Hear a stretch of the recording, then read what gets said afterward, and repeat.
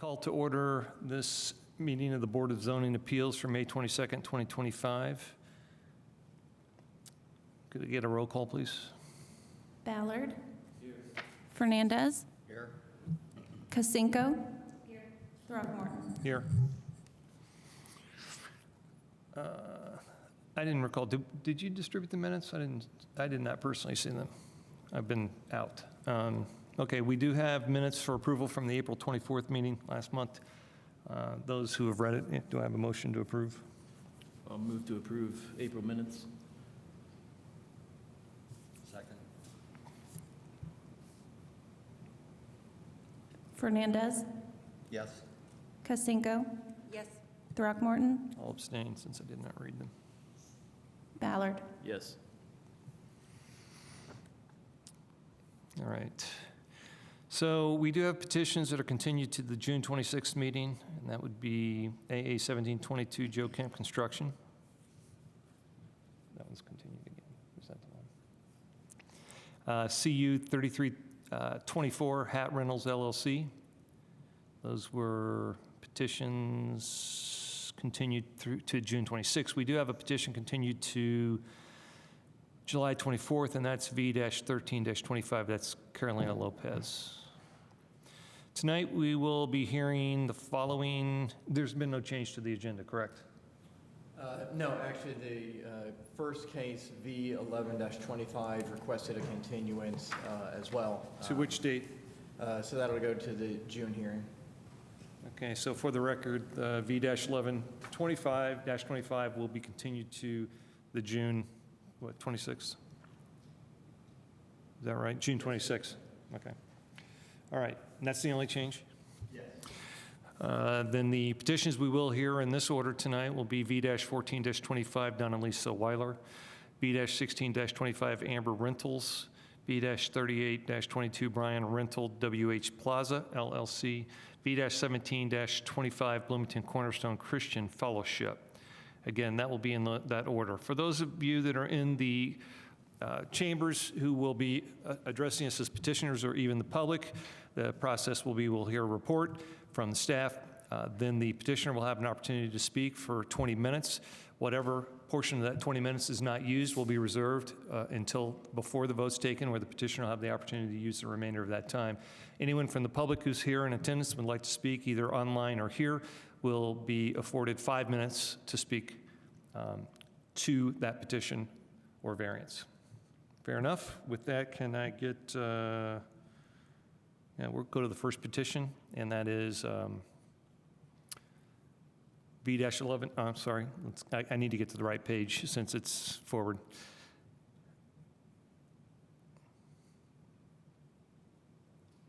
I can't print these out because they're 100 and some pages long.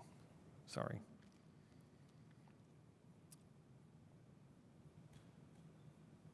All right. I believe V-14-25. And are you speaking to that, Eric? I am. Okay, staff report, please. Thank you. So this is a request from Don and Lisa Weiler for a property at 934 West 2nd Street, and the petitioners are requesting a variance from the maximum accessory structure size and maximum size for an accessory dwelling unit to allow for the construction of a new accessory dwelling unit in the residential urban lot R4 zoning district. So this property, as I mentioned, is at 934 West 2nd Street. This is on the north side of 2nd Street and is zoned residential urban R4. To the north and the east, you have single-family residences. To the west is an office, and then to the south are offices as well. The property was recently constructed with a single-family dwelling unit along the front. This is in the historic district and received a certificate of appropriateness for that new house. At the time, the HPC also reviewed a prospective new accessory building on the north side of the property that would have a garage on the ground floor and an accessory dwelling unit on the upper floor. So the petitioner is here tonight to request approval or variances, more specifically, for that accessory dwelling unit. And even more specifically, they're requesting to allow for the unit to be approximately 798 square feet. In the R4 zoning district, the maximum size that is allowed for an accessory dwelling unit is 400 square feet. This particular lot, though, is more than twice the size of the minimum lot size in the R4 zoning district. In the R4 zoning district, the minimum lot size is 4,000 square feet. And this lot is, as I mentioned, twice that size at about 9,000 square feet. So the petitioners are requesting to allow for the accessory structure, and they are basing that on the fact that this lot is twice the size of the minimum lot size of the district. So the R4 zoning district, when that was implemented and put on the map, that was put in places where we thought that smaller lot sizes could be appropriate if something were to happen in the future, where other developments that allowed for more compact urban design might be appropriate. But this lot was platted long before the R4 zoning district was put on the books. So as I mentioned, it's more than twice the lot size, and when you look at adjacent structures in the area, you'll see a variety of accessory structures that exceed that 400 square foot that is allowed. A lot of them that are surrounding here are in the 600 and 700 square foot range, and all of the lots that are along the north side of 2nd Street here also share the similar lot size with this, and are more than twice the lot size of the district here. And so the petitioner's request, in order to have an accessory structure and the accessory dwelling unit that is larger than this district, is appropriate given the larger lot size and the adjacent structures that are significantly larger than the 400 square foot that is allowed. So the petitioner's request is to allow an 837 square foot accessory structure. As I mentioned, it would have a garage on the downstairs with an accessory dwelling unit on the 2nd floor. It'd be a 1-bedroom ADU. And so with this, as always, we are required to make findings per the criteria in the Unified Development Ordinance. We did not find any negative findings in relation to the size or of the accessory structure itself or the ADU. As I mentioned, there are several properties adjacent to this that have structures that are bigger than what is allowed. This particular property also has an alley along the north side and the west side, so any possible impacts as a result of the increased size are mitigated by the presence of that alley as well.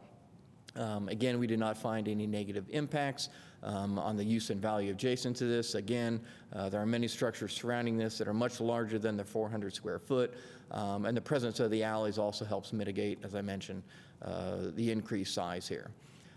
In regards to the strict application of the terms of the UDO resulting in practical difficulties and the relation of those difficulties to this lot, as I mentioned, this lot size is more than twice the size of other lots in this area. As we went through the standards of the Unified Development Ordinance for the size of accessory structures, those are specifically relative to the size of new lots that would be created. So a 4,000 square foot lot, a 400 square foot accessory structure is appropriate for those two. So conversely, with this lot being twice the size, accessory structure that is much larger than a 400 square feet is appropriate for the size of the lot, appropriate for the size of the area. And so the unique characteristics here certainly are that the zoning envisions new lots of this lot size, not existing lots that greatly exceed that.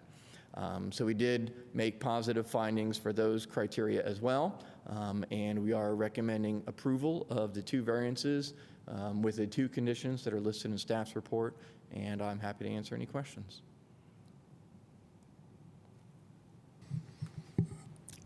Thank you. Can I have the petitioner?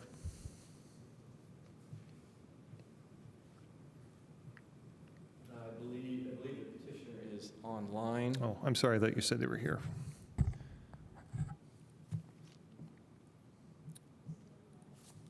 Yes. Hello, can you hear me? This is Don, yes, and Will you be speaking only, or will I Lisa am also coming be in. speaking? Lisa is here, but I can talk to the points unless you would like to talk to her as well. No, I'm asking for the standpoint of I need to swear you in, and then I can swear you both in so Oh, that you okay. can both speak, if we can just do it at the same time. Oh, okay. Nope, right. I think I'll be the speaker. All right, so Don, state your full name. Donald G. Weiler. Okay, and do you affirm that the testimony you're about to give will be the truth, the whole truth, and nothing but the truth? Yes, I do. And Lisa, would you state your name? She's not going to be speaking. Okay, very good. All right, then Don, you have 20 minutes. You don't have to use all of that time. At this point, whatever you don't use, you'll have an opportunity to use before the vote is taken. Okay. All right, proceed. All right. Well, thank you for the opportunity to present this. I think Eric did an excellent job laying it out. It's we've been in discussions about this with planning and through the various back and forths, we've arrived at this design and this for this application, and I feel like it's pretty straightforward. It kind of speaks for itself. So I just in the interest of preserving everybody's time, I will let you guys, if you have any questions, I'd be happy to answer your questions. Okay, thank you. You'll reserve the remainder of your time, which is just over 19 minutes. With that, back to the board. Any questions for staff or the petitioner on this? Please. I'm just curious, just looking at the documents that were submitted as part of the packet, if I'm reading this right, this Prospect Hill Neighborhood Association voted to support the proposal in January 6, 2025. The formal submission was March 13, 2025, and it's now May 22nd, 2025. I mean, what were the material changes that were made, if any, since the January 6th presentation to Prospect Hill neighborhood or following the March 13th submission? So during that time, we were working on the actual size of the structure, so we were going back and forth with the petitioner a little bit, trying to balance what their needs were versus kind of what the size of other structures in the area kind of supported in terms of being appropriate and compatible. So we were going back and forth a little bit on the design that.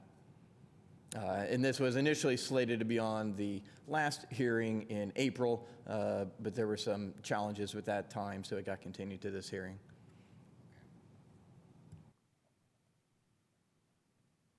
So what do you use to base the debate about the size? Just comparable units or structures? I'm just curious because if the neighborhood didn't have any problems with it, what was the issue for the staff? I mean, Sure. So from the staff perspective, as I mentioned, one of the things that we were looking at were what were the size of the existing accessory structures that were in the area. So we looked at the lots to the north of this and to the east, kind of comparing this. So the size of the structure that the HPC saw and that the neighborhood saw, I think was a little bit smaller. The petitioner wanted to have something that was a little bit larger. And so we were just trying to balance what was appropriate based on the size within the UDO, but then also kind of what the petitioner's needs were as well. thanks. And I would just say to Don and Lisa, I appreciate you making this investment in our downtown area. Thank you. Yeah, it's been the house, this particular lot, nobody had lived on it for several decades, and the reception from the neighborhood has been fantastic. And we're happy. Back to the board. Do we have any other questions from the board on this? Okay, if not, it's time for public comment. Is anyone here wishing to make public comment? Anyone online?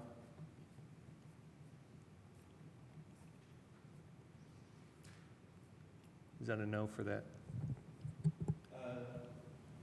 If there is anybody online that wants to speak to this petition, please use the raise hand function or send a note to the host and we can recognize you.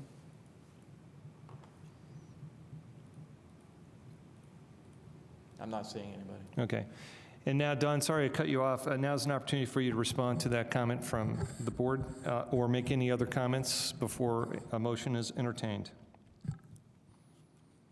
Oh, yeah. I was just responding to John's comment. We're thrilled to be in the Prospect Hill neighborhood. It's and thrilled to be able to have a functioning home on that site again. So That was just the rest of my comment. So I'm in good shape. Very good. And with that, then we'll come back to the board for any action.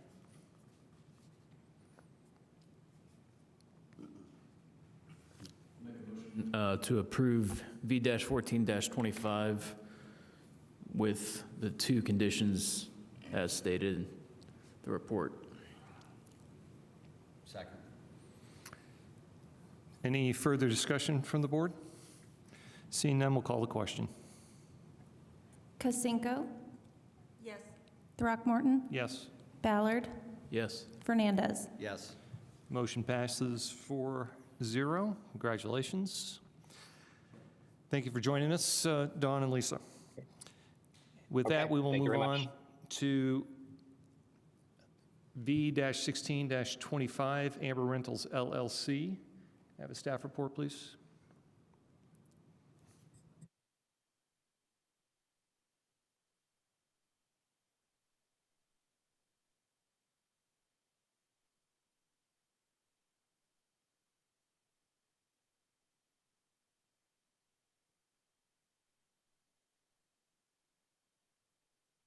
Patterson, zoning and long-range planner, presenting on behalf of David Brentez. This evening, we have 612 North Lincoln Street, a variance request from minimum side and rear setbacks to allow for a second-story addition to an existing dwelling unit. And this is in residential multifamily district, RM. The property is about 2,500 square feet, comprehensive plan designation as mixed urban residential, and the proposed use is going to be staying as a single-family dwelling unit. However, it is converting the existing 2 units there into 1 single-family unit, going from 2 bedrooms to a total of 5 bedrooms. As you can see with the site plan here, 2 current existing issues. On the north property line, you see a stoop as well as the eaves currently encroaching into the property to the north.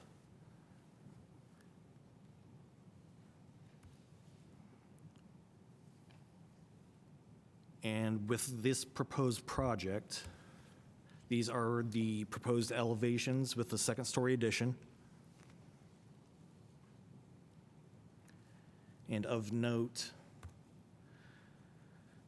with adding that second story, this is how the roof line will change.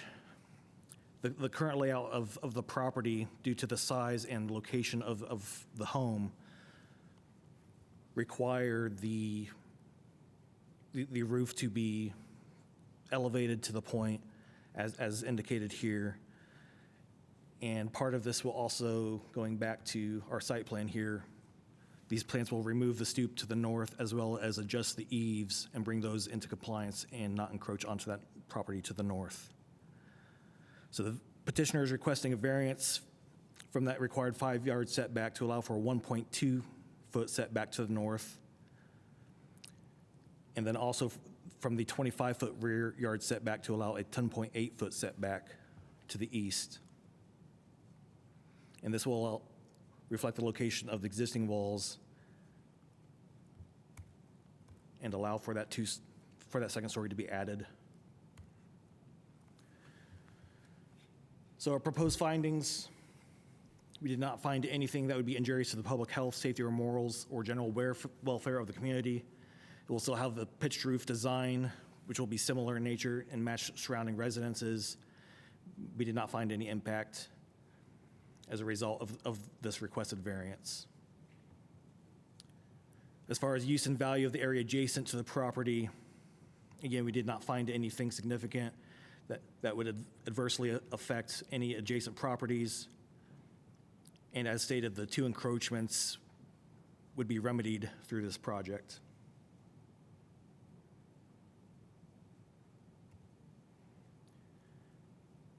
And the practical difficulties, as we reviewed this, the existing layout of the property, as we stated, was the size of the property as well as the current location of the existing home, prevented any other practical means of adding this second story, necessitating the variance here. So based upon these written findings, we recommend that the Board of Zoning Appeals adopt these findings with the condition that the building permit would be required prior to construction.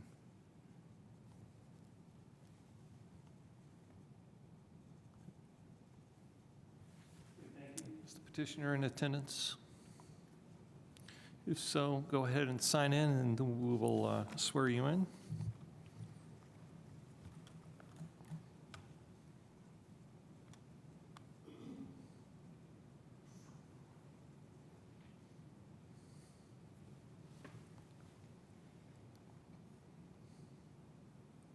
State your first and last name.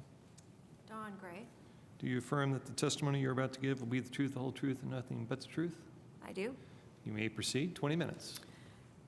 I'm here on behalf of Amber Rentals, and we thank the staff for the report, and are happy to try to address any questions that staff or the board may have, and we appreciate your consideration. Thank you. We'll reserve the nearly 20 minutes of time for you if needed. We'll go back to the board for any questions to the staff or to the petitioner on this. I just have one quick question. Please. I'm sorry, this is going to be a dumb question, but I'll ask it anyway. What triggered the requirement of BZA review? I mean, because is it just that they're making addition or to an existing structure? I mean, because normally in a neighborhood like this, we're typically having arguments about adding density, and this is RM zone, but they're adding, changing the roof line, adding a couple rooms and single family. Is it just, would any construction in a house like this require BZA approval? I mean, I guess where I'm going at, did this have to come to us, or could it have been a staff approval? Oh, well, so it does need a variance. Because the addition doesn't meet the setback requirements. We were just erring on the side of being more conservative. We've had a couple of situations where some of these cases have gone different ways at the board for additions that we considered kind of minor. But like I said, we're just kind of erring on the side of being more conservative with bringing this to the But board. if I understand the renovation, it's not changing the footprint of the structure, it's just the roof line. Well, yeah, so they're taking off the wall and adding this whole second floor. So it is an addition. If this was just simply work within the existing roof line itself, that might be a little bit different, but they are changing the roof and adding on a second story. What's there right now is about 1.5 stories. So it's got an attic space. It's not really usable. I'm just saying that if the variance is about a side setback and the roof isn't changing the dimensions as it relates to the setback, it just seems like, from my perspective, I would much rather that just be a staff decision and not have to come to the BZA. Sure. Yeah. So as I mentioned, in this case here, they're adding new usable space. They were expanding the second floor. So unfortunately, by the way the code defines it, it is a new wall on the inside, so we have to look at where that's going and meeting setbacks. But we certainly hear what you're saying. Okay, cool. I understand what you're asking. Yeah, and I would echo that, which is, it is odd because I understand you going up, but the footprint itself doesn't change, so it's awkward. So I do have a question for Dawn, which is, now this is going from a 2-unit, single story to, this is going to be a family? It will be a 5-bedroom, and it is under the category of single-family Okay, so dwelling. it's intended though in that area for student rental? Yes, that is Okay, the market. I was just curious Yeah. on that end of it. Any other questions? Yeah. Sure. You're stating this is currently 2,500 square feet? This property is as it is now? Because I've been in this property, it's been about a year, but I don't see 2,500 square feet. Or is that the proposed I plan? believe the lot size is 2,500 square feet. Oh, okay, got it, got Yeah. it, okay. What is the square footage now currently of the property, and what is it going to be? Let me see.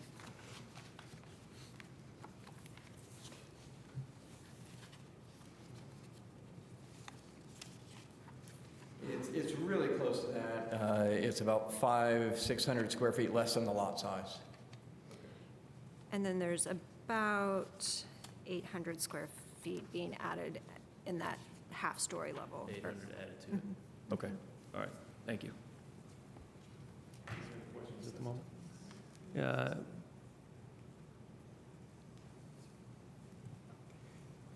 With that, we are to the public for any comment. Is anyone online? If so, and would like to address this, please raise your hand. And anyone in chambers, if you'd like to come forward and speak, please let yourself be known. Zero online? No, I don't see anybody online that's used the raise hand function or Okay. received any messages. All right, and seeing no one here in chambers, it would go back to the petitioner if you have any further comments. You can do so at this time. Okay, seeing that, we'll go back to the board for comments, actions. I'll just start by saying, I mean, it just seems like a no-brainer. There's no change in the footprint here, and it seems to me pretty straightforward and meets the code, so. Any other comments? Otherwise, I'll entertain a motion, please. I will move approval of the findings and recommendations for petition V1625. Do I have a second? Second. Any additional comments? Seeing none, I'll call the question. Throckmorton, Yes. Ballard, Yes. Fernandez, Yes. Kasinko. Yes. And it is approved 4-0. Congratulations. Thank you for your time.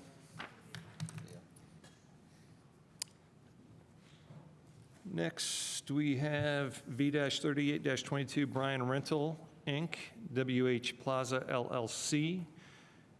And it looks like Gabriel, that's to you for a staff report, please. Yes, please just give me a moment to sit up here. Sure. While I'm setting up, I'm Gabriel Holbrow, zoning planner for the city of Bloomington.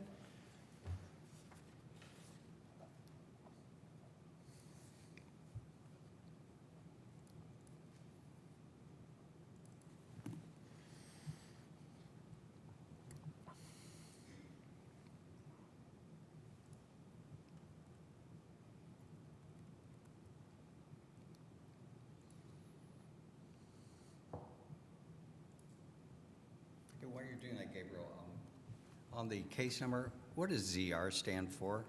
Because we have like, This is new numbering that we're Okay. just starting. Staff hopes that that will eventually replace the old V numbers so that we'll only have one set of numbers.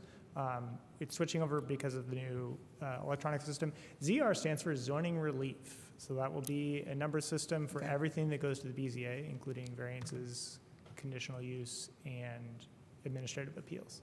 great, thanks. I don't like it.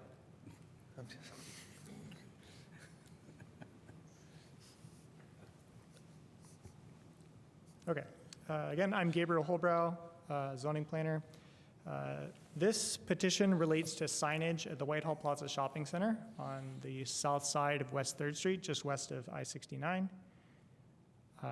The site is zoned mixed-use corridor and is a multi-tenant, non-residential center, otherwise known as a shopping center. So the request at this point relates to two signs.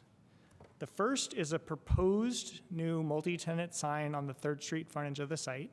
The sign required variances, which your board approved as petition V-38-22 in September 2022. This proposed sign is approved, but it's not yet installed, so it's not there yet. The other related sign is an existing pole sign currently utilized by At Home. The existing pole sign is a lawful non-conforming sign. A condition of the variance approval V-38-22 requires that this sign be removed in the future when At Home leaves their space. So we're talking about these two signs. This is a picture of the proposed multi-tenant sign. The design has not changed since it was approved by the variance in 2022. The sign location is adjacent to 3rd Street, but on ground that is at a quite lower grade than the roadway surface of the street here. The sign location is between Outback Steakhouse and Chipotle, to give you an idea. So, and this is the existing pole sign, viewed from the south near the front of the At Home store. The location of the proposed new multi-tenant sign would be over on the left. I sort of spliced it in there approximately. The existing pole sign is non-conforming with current sign standards in the UDO because it is a pole sign. That's a sign design that is no longer allowed for new signs anywhere in Bloomington, and also because the height is taller than currently allowed. There may also be other aspects that are non-conforming, but it's at least those two. So the previous variance approval in September 2022 had two conditions. Number one, remove the At Home sign when that tenant changes. And number two, variance is for the sign as proposed in the packet. And like all variances, there was a 3-year time limitation on the approval. In this case, in order to utilize the variance approval, the petitioner must obtain a sign permit for the approved sign before September 28th this year.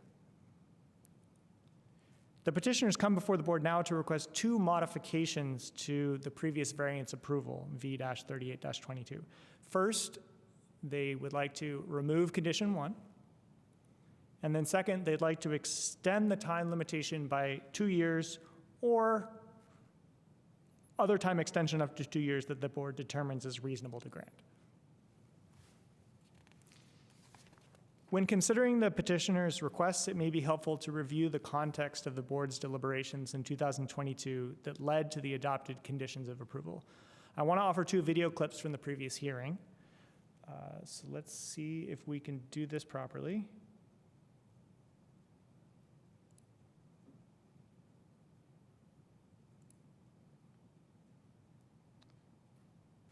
The first clip is of board member Burrell discussing the practical difficulty that justifies allowing the new multi-tenant sign. And do we? I think we have to focus on what we heard tonight in terms of the sign, because of the elevation of 3rd Street. And when you drive, you don't see the business below. The road is above level. You're seeing roofs. You're not seeing what's behind. That's what I see as the peculiarity of this specific petition. And the location is a prime location. This is a prime commercial location. And what they are saying is that the sign is essential for the businesses that are behind are not seen, not being seen. Right? Okay, so that might have been a little hard to hear. I'll just repeat what she said. I think we have to focus on what we've heard tonight in terms of, because the elevation of 3rd Street, when you drive, you don't see the businesses below. The road is above the level. You're seeing roofs. You're not seeing what's behind. That's what I see as the peculiarity of this specific petition. And the location is a prime location. This is a prime commercial location. And what they're saying is that the sign is essential for the businesses that are behind that are not being seen.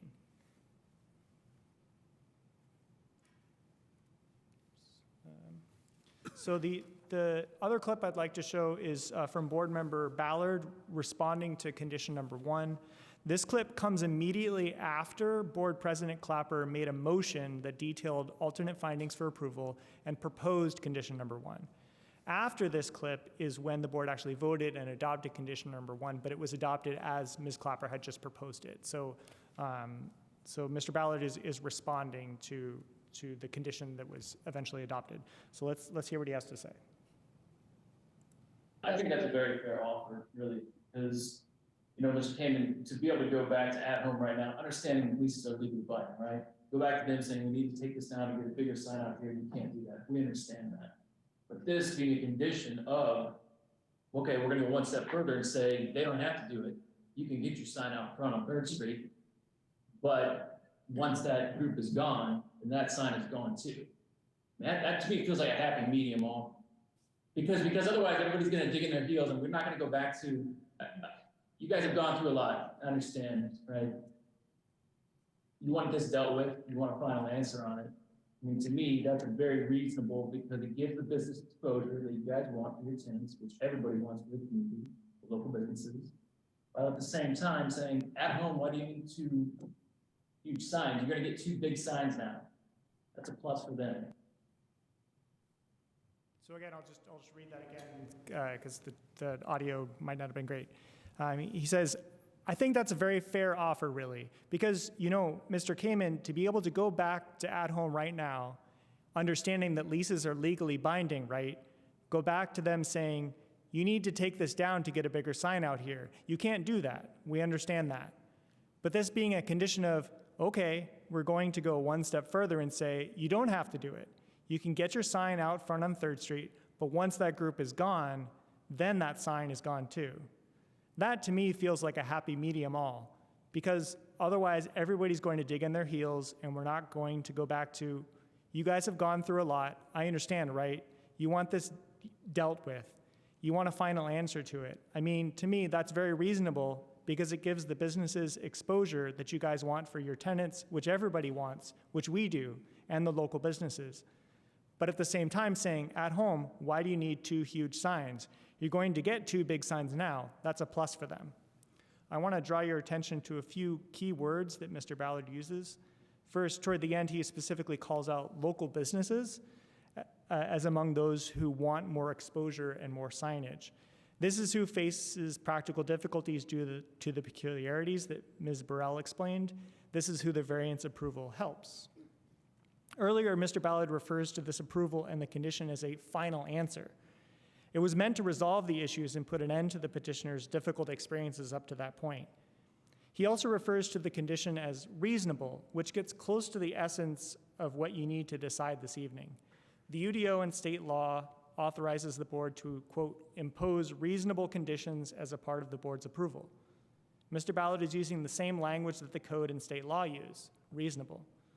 Part of your decision this evening is to determine whether condition number 1, as adopted by the board, is reasonable or not. With that, here are the findings that staff recommends.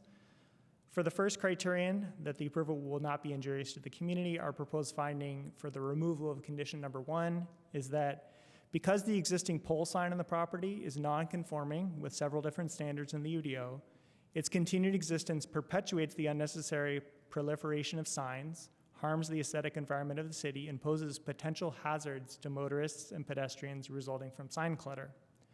Condition number 1 of the variance approval enables a future time when the non-conforming sign will be removed, thereby ending its injurious effect on the community. Removing the condition perpetuates the injurious effects of the non-conforming sign. By granting the original variance with condition number 1, the board recognized that approval with the condition was the minimum relief necessary to address the practical difficulty without resulting in injury to the public health, safety, morals, and general welfare of the community. So the same criterion for the extension of time or recommended finding is that when granting the original variance, the board found that constructing the sign would not be injurious so long as the conditions of approval were met. The proposed sign design and location remain the same as originally approved.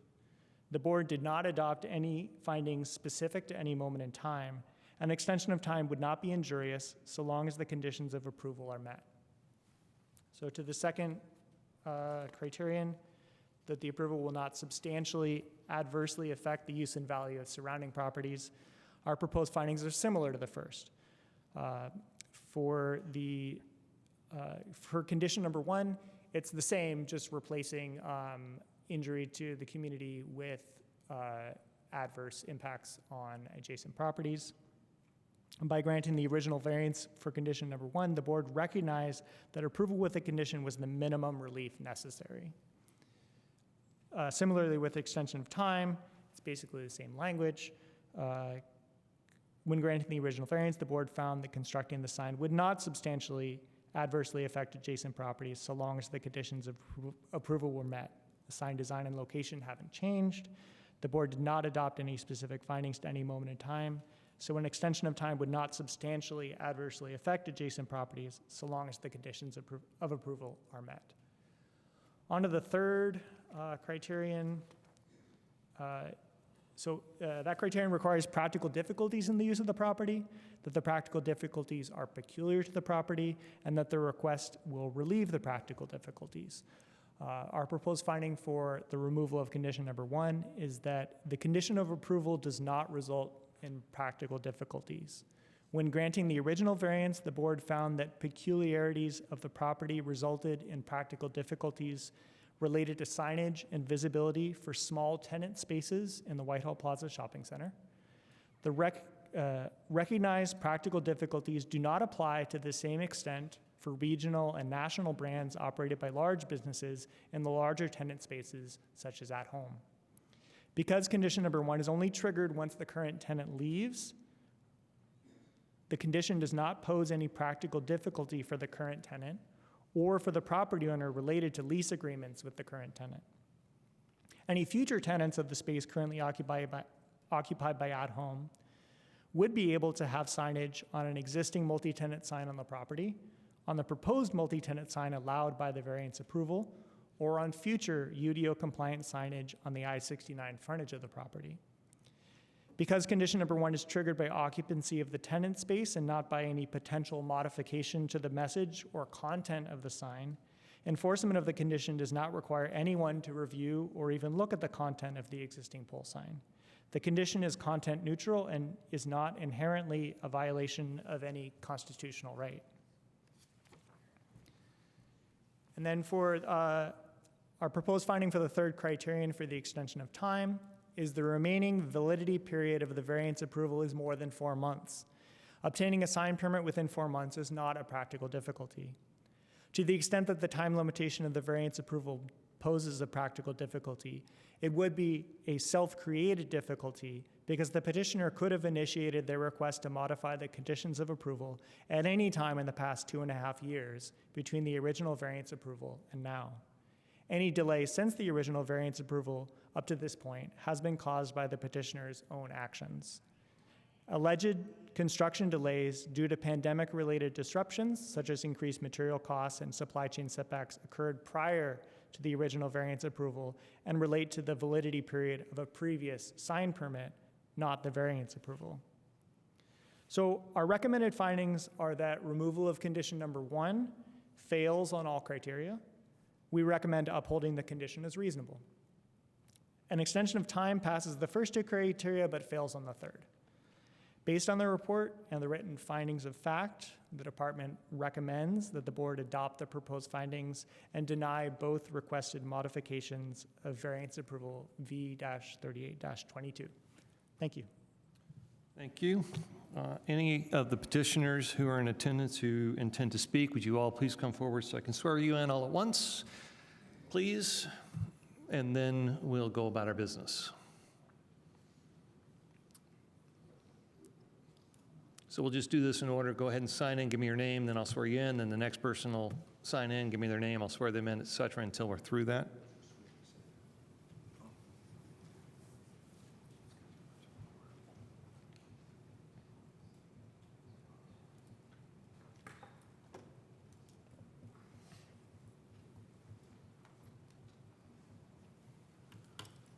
Once you sign in, go ahead and state your name so I can swear you in. Sure. Dan Sear.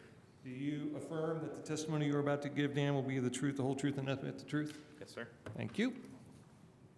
Next. Dave Kamen. And do you affirm that the testimony you're about to give will be the truth, the whole truth, and nothing but the truth? I do. Thank you. Next. Hi, Jeff Gould. Please sign in. Okay. He always put your name. Okay.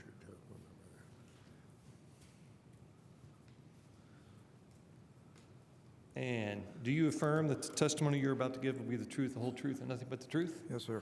All right, that gets that business out of the way now. You have 20 minutes. You may divide it however you'd like. You have 20 minutes in total. Whatever you don't use in this initial presentation will be reserved for you to address any other concerns before a vote is taken. Okay. Thank you. Your time begins. Thank you. Okay. Wait a minute.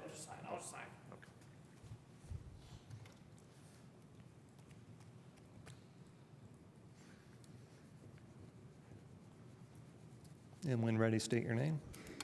Eric Kamen? Eric, do you affirm that the testimony you're about to give will be the truth, the whole truth, and nothing but the truth? Yes. Okay, very good. First, and you may begin. Tell you what, I thought we were going to have plenty of time, but we'll see how this goes. My name is Dan Sear. I'm with Paganelli Law Group, representing the petitioner WH Plaza LLC. For the petition, I want to thank Gabriel Habrow for working with us, clearly explaining the background and the history. There's more history before that, but I thought it was appropriate that he started with some clips of that last hearing, and we appreciate the board's review of everything. We'll get right into it, but I would welcome you to interrupt me with any questions. You may have things. I don't want you to wait for the whole presentation to start asking a question. I wasn't involved with the previous hearing, but we did listen to the entire recording, and we understand that they did add a condition at the very end of that deliberations, before the vote, of course, about removing the at-home sign. And so we think that is not a content-neutral regulation. It is saying that they're allowing the government is allowing speech by one specific tenant, the at-home. We want to continue to have that existing lawful, non-conforming existing pole sign for at home or whoever the successor tenant is. That sign is important for their business. It would financially negatively impact them to take that down. And so that's why we're not doing that or haven't done that. And so we're challenging the reasonableness of that condition. I'm going to briefly run through some of the check boxes here because I want you to hear them from our perspective as well, as far as why we want that first condition to remove, that it's not injurious to the public health, safety, morals, and general welfare. The presence of both signs, the freestanding tenant sign along 3rd Street and the approved sign and the existing pole sign do not create any identifiable hazard or injury. These are stores that are set below the road grade. Any signage on I-69 would be invisible to motorists if it were compliant with the current UDO. The existing pole sign is visible from I-69. It's going to attract a different kind of customer than the signs that are on West 3rd Street, which are going to completely be seen by different motorists. We think that's a fair characterization. And we do agree with some of Gabriel's presentation on those things.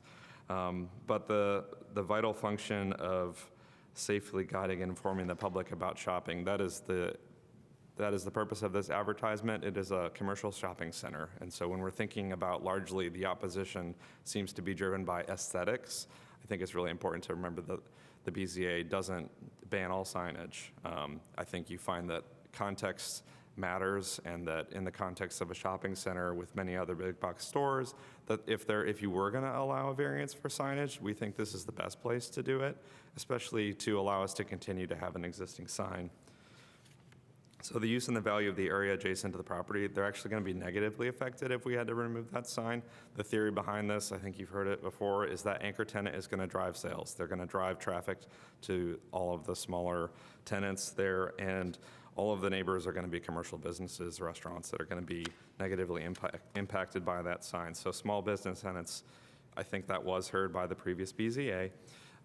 Which is probably why they justified allowing a new freestanding multi-tenant sign. I want to point out, in case it wasn't already clear to you, that the existing multi-tenant sign on 3rd Street has about 9 panels on it, and there are many more tenants in that shopping mall on this side that do not have signs. And so that is part of the motivation for getting this new freestanding sign by Outback and Chipotle, which I think you can imagine. May I take this time just to ask you, Gabriel, to put up that PowerPoint? Yes. Thank you. I forgot to ask earlier, but I think it's all right. So I just want you to see that there are, it's a pretty small location for where the proposed multi-tenant sign is, and we don't think that we have to relitigate that. That was approved by the previous BZA, but we were asking for you to remove that first condition that will really allow us to put that sign in. Yeah, great, thank you. And you can go to the next one. Continue, please. Okay, thanks. Let's leave it here. You see this up here where the proposed sign, there's a red text and an arrow on the left side that's pointing not to scale, just trying to show you where I think it would be if you were looking toward across 3rd Street from the north side. You can see the currently built multi-tenant sign. I'll slow down here for a minute. You can see it's about 9 panels up there, I think I counted, and that is not all of the tenants. So there's a lot of tenants that don't have any signs at all. Okay, and then you can see the freestanding sign for Bob Evans, the pole sign there, and I think that's Outback Steakhouse has another pole sign there, and then you can see the at-home sign. But in terms of a concern about the over-proliferation of signs, I realize that might be a subjective determination, but we're looking at 3 pole signs in this area. It's fitting within the context of that shopping center. I'm going to jump back to some of the UDO criteria for a variance. The strict enforcement of the existing condition going to require removal of that pole sign creates a hardship that we don't think it was fully envisioned by that board because it was added kind of late in the process and it wasn't really represented by a full hearing. The at-home sign is also physically separate and it provides a specific purpose with visibility that the new sign can't replace. Like I was trying to say, I'm not sure how clear it was, but that at-home sign is seen from I-69, and it's seen from farther away than that multi-tenant sign is going to be pretty small relatively, and that's kind of the motivation behind why they don't want to remove that at-home sign, is because it serves an entirely different purpose, and so there's not too much overlap there, we think. The Joanne Fabrics is a major tenant in the parcel that has a prominent sign, but that space is going to be vacant due to their recent bankruptcy. And so, again, why we're coming here for you is because we want the shopping center to thrive. And so we need every advantage that we can give to them by giving them some signage with minimal impacts. The modified variance that we're asking for would allow several tenants to utilize a shared sign on a single parcel rather than each tenant trying to get individual signage. All these outlots in the front, if you could go to the next slide for me when you got a second. So the outlots were parceled out. You can kind of see how there's 2 red slots toward the top. Those are part of the parcel, and then the other ones are outlots so that those don't allow us. Usually the UDO would give you signage based on my limited understanding of it, based on the number of road frontage. The road frontage is pretty limited, about 100 feet. Okay, next slide, please. Okay, the sign location, and then I think you know where the at-home sign is, right down south of that star. Next slide, please. Okay, the current variance approval, there were actually no minutes of that meeting. We went back, there were no minutes that were ever created for that meeting in 2022. There were also no written findings that we could find that the BZA had entered. We probably would have seen that in front of you in your presentation if there were findings. I just find that interesting. It's kind of a complicated presentation. It does suggest possibly that some of these things weren't fully considered by the previous board because of this condition issue only. So that's the substance of the previous approval. Next slide, please.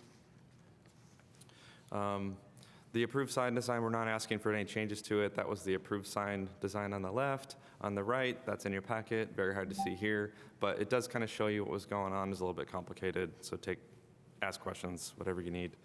Next slide, please.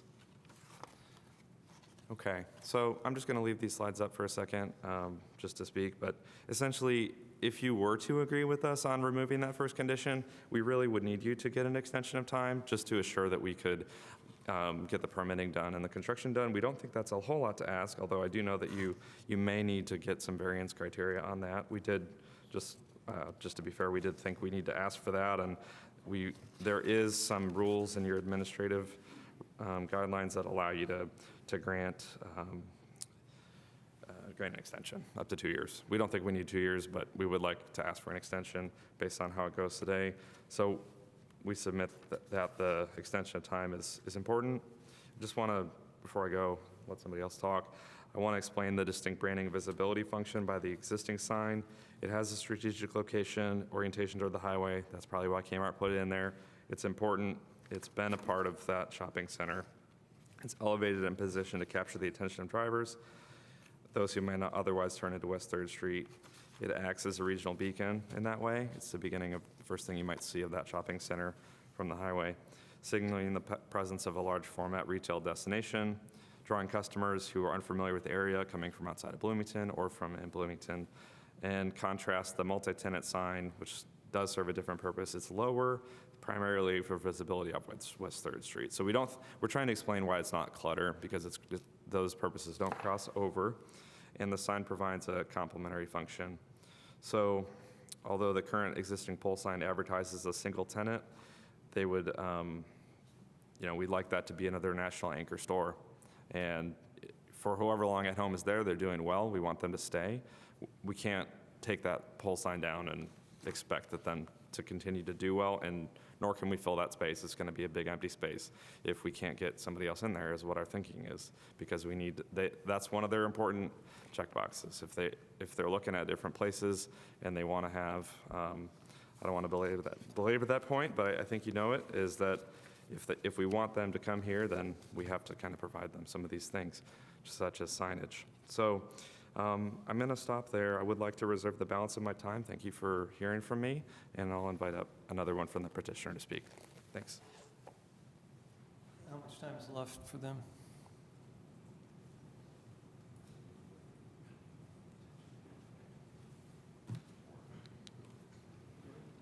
What's the time we have left for them, please?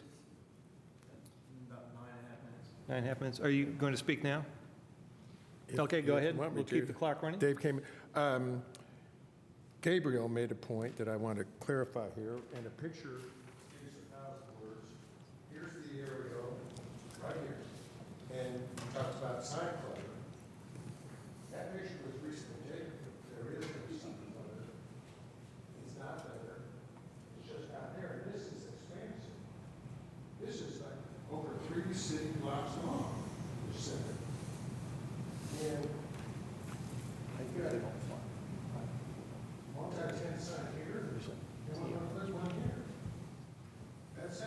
Now, for the BCA members that were not here, I want to catch them up on how we got there. It started a long time ago. Eric Grulick and Jackie Scannon said we were not allowed to keep our pylon sign when Kmart left, and they were adamant.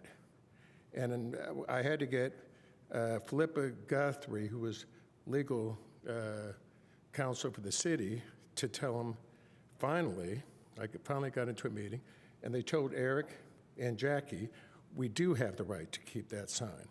Okay.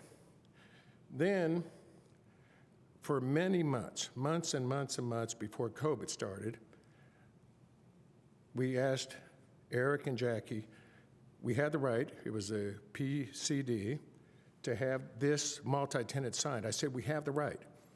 Eric and Jackie said, no, you don't. I said, it's very clear. It's in the PCD. Here it is in black and white. No, you don't. I said, yes, we do. I said, will you listen to my attorney? No, we won't. Okay? So it went on and on and on. Finally, they were going to cancel, which they did, expired the PCDs and the PUDs around town, and they finally get a hold of me. He said, oh, you were right. You do have the right to have that, and we're going to give it to you while they're working remote. We're crippled because of COVID. Here, your permit, here it is right now, and you got 6 months, lots of luck. So that's how we got here, okay? Now, the merits, I've already spoken about the merits. And the merits is, the last time, they talked about sign clutter. It's not there. We just took that photo. It's not shopped. It's not doctored up. It's not there. And this thing is expansive as it could be. Blocks and blocks of shopping center, and very few of the tenants, and one last point that I want to make, very few of the tenants are on there.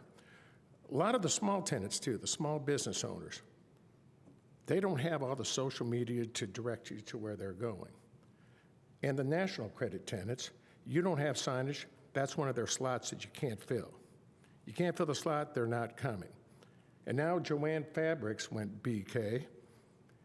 Now they got to try to fill that spot, okay? Not the easiest things to do here, okay?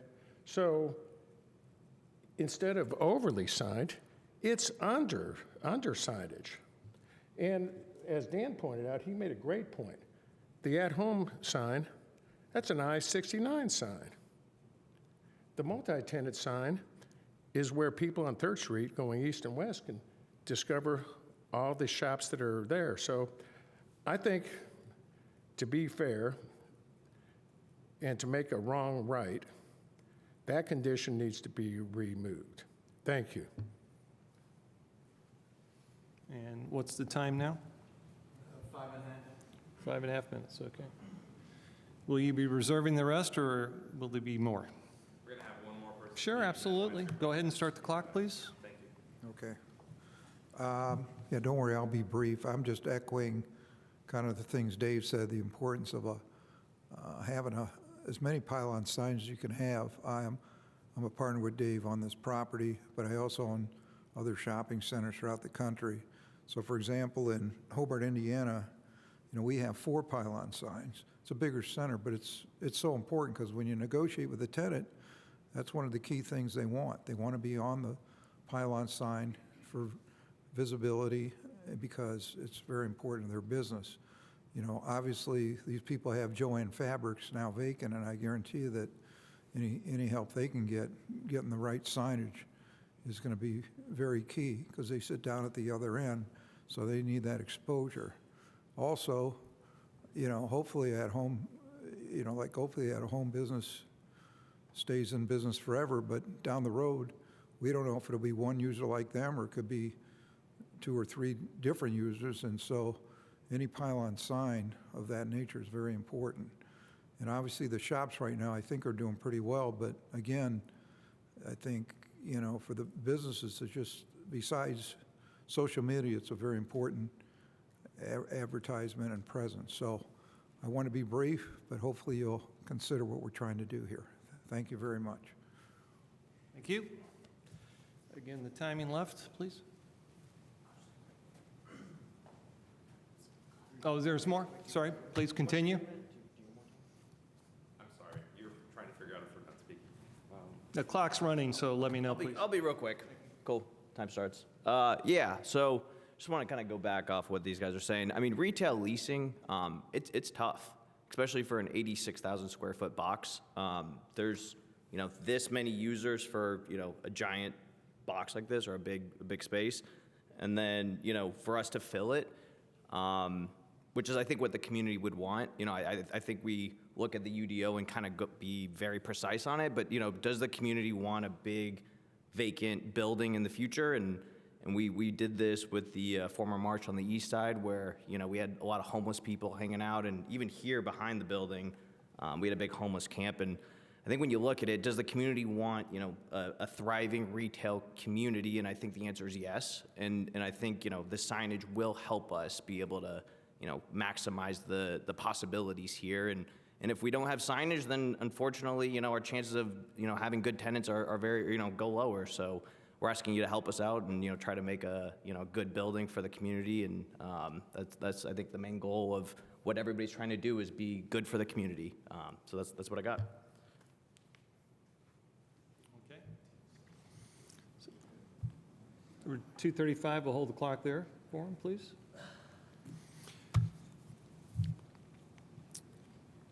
All right, at this point, are there any board questions or comments before we go to public?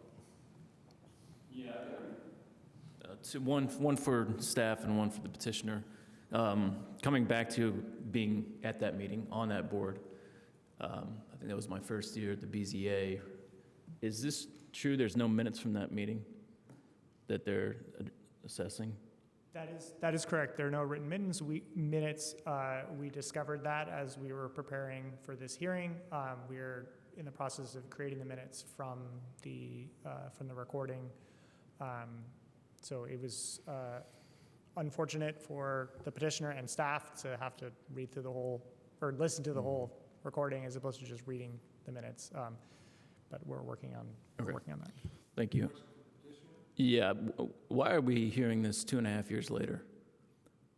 Why is it taking it this long to I thought this was a done deal 2.5 years ago. So we're circling back to this. The question is why? You had 2.5 years to do this. Why are we hearing this now? Well, I think there might be one easy answer. I don't know if it's acceptable. I know that you did put a lot of work in preparing for the last time this was heard. This BZA put a lot of work in hearing these petitions tonight.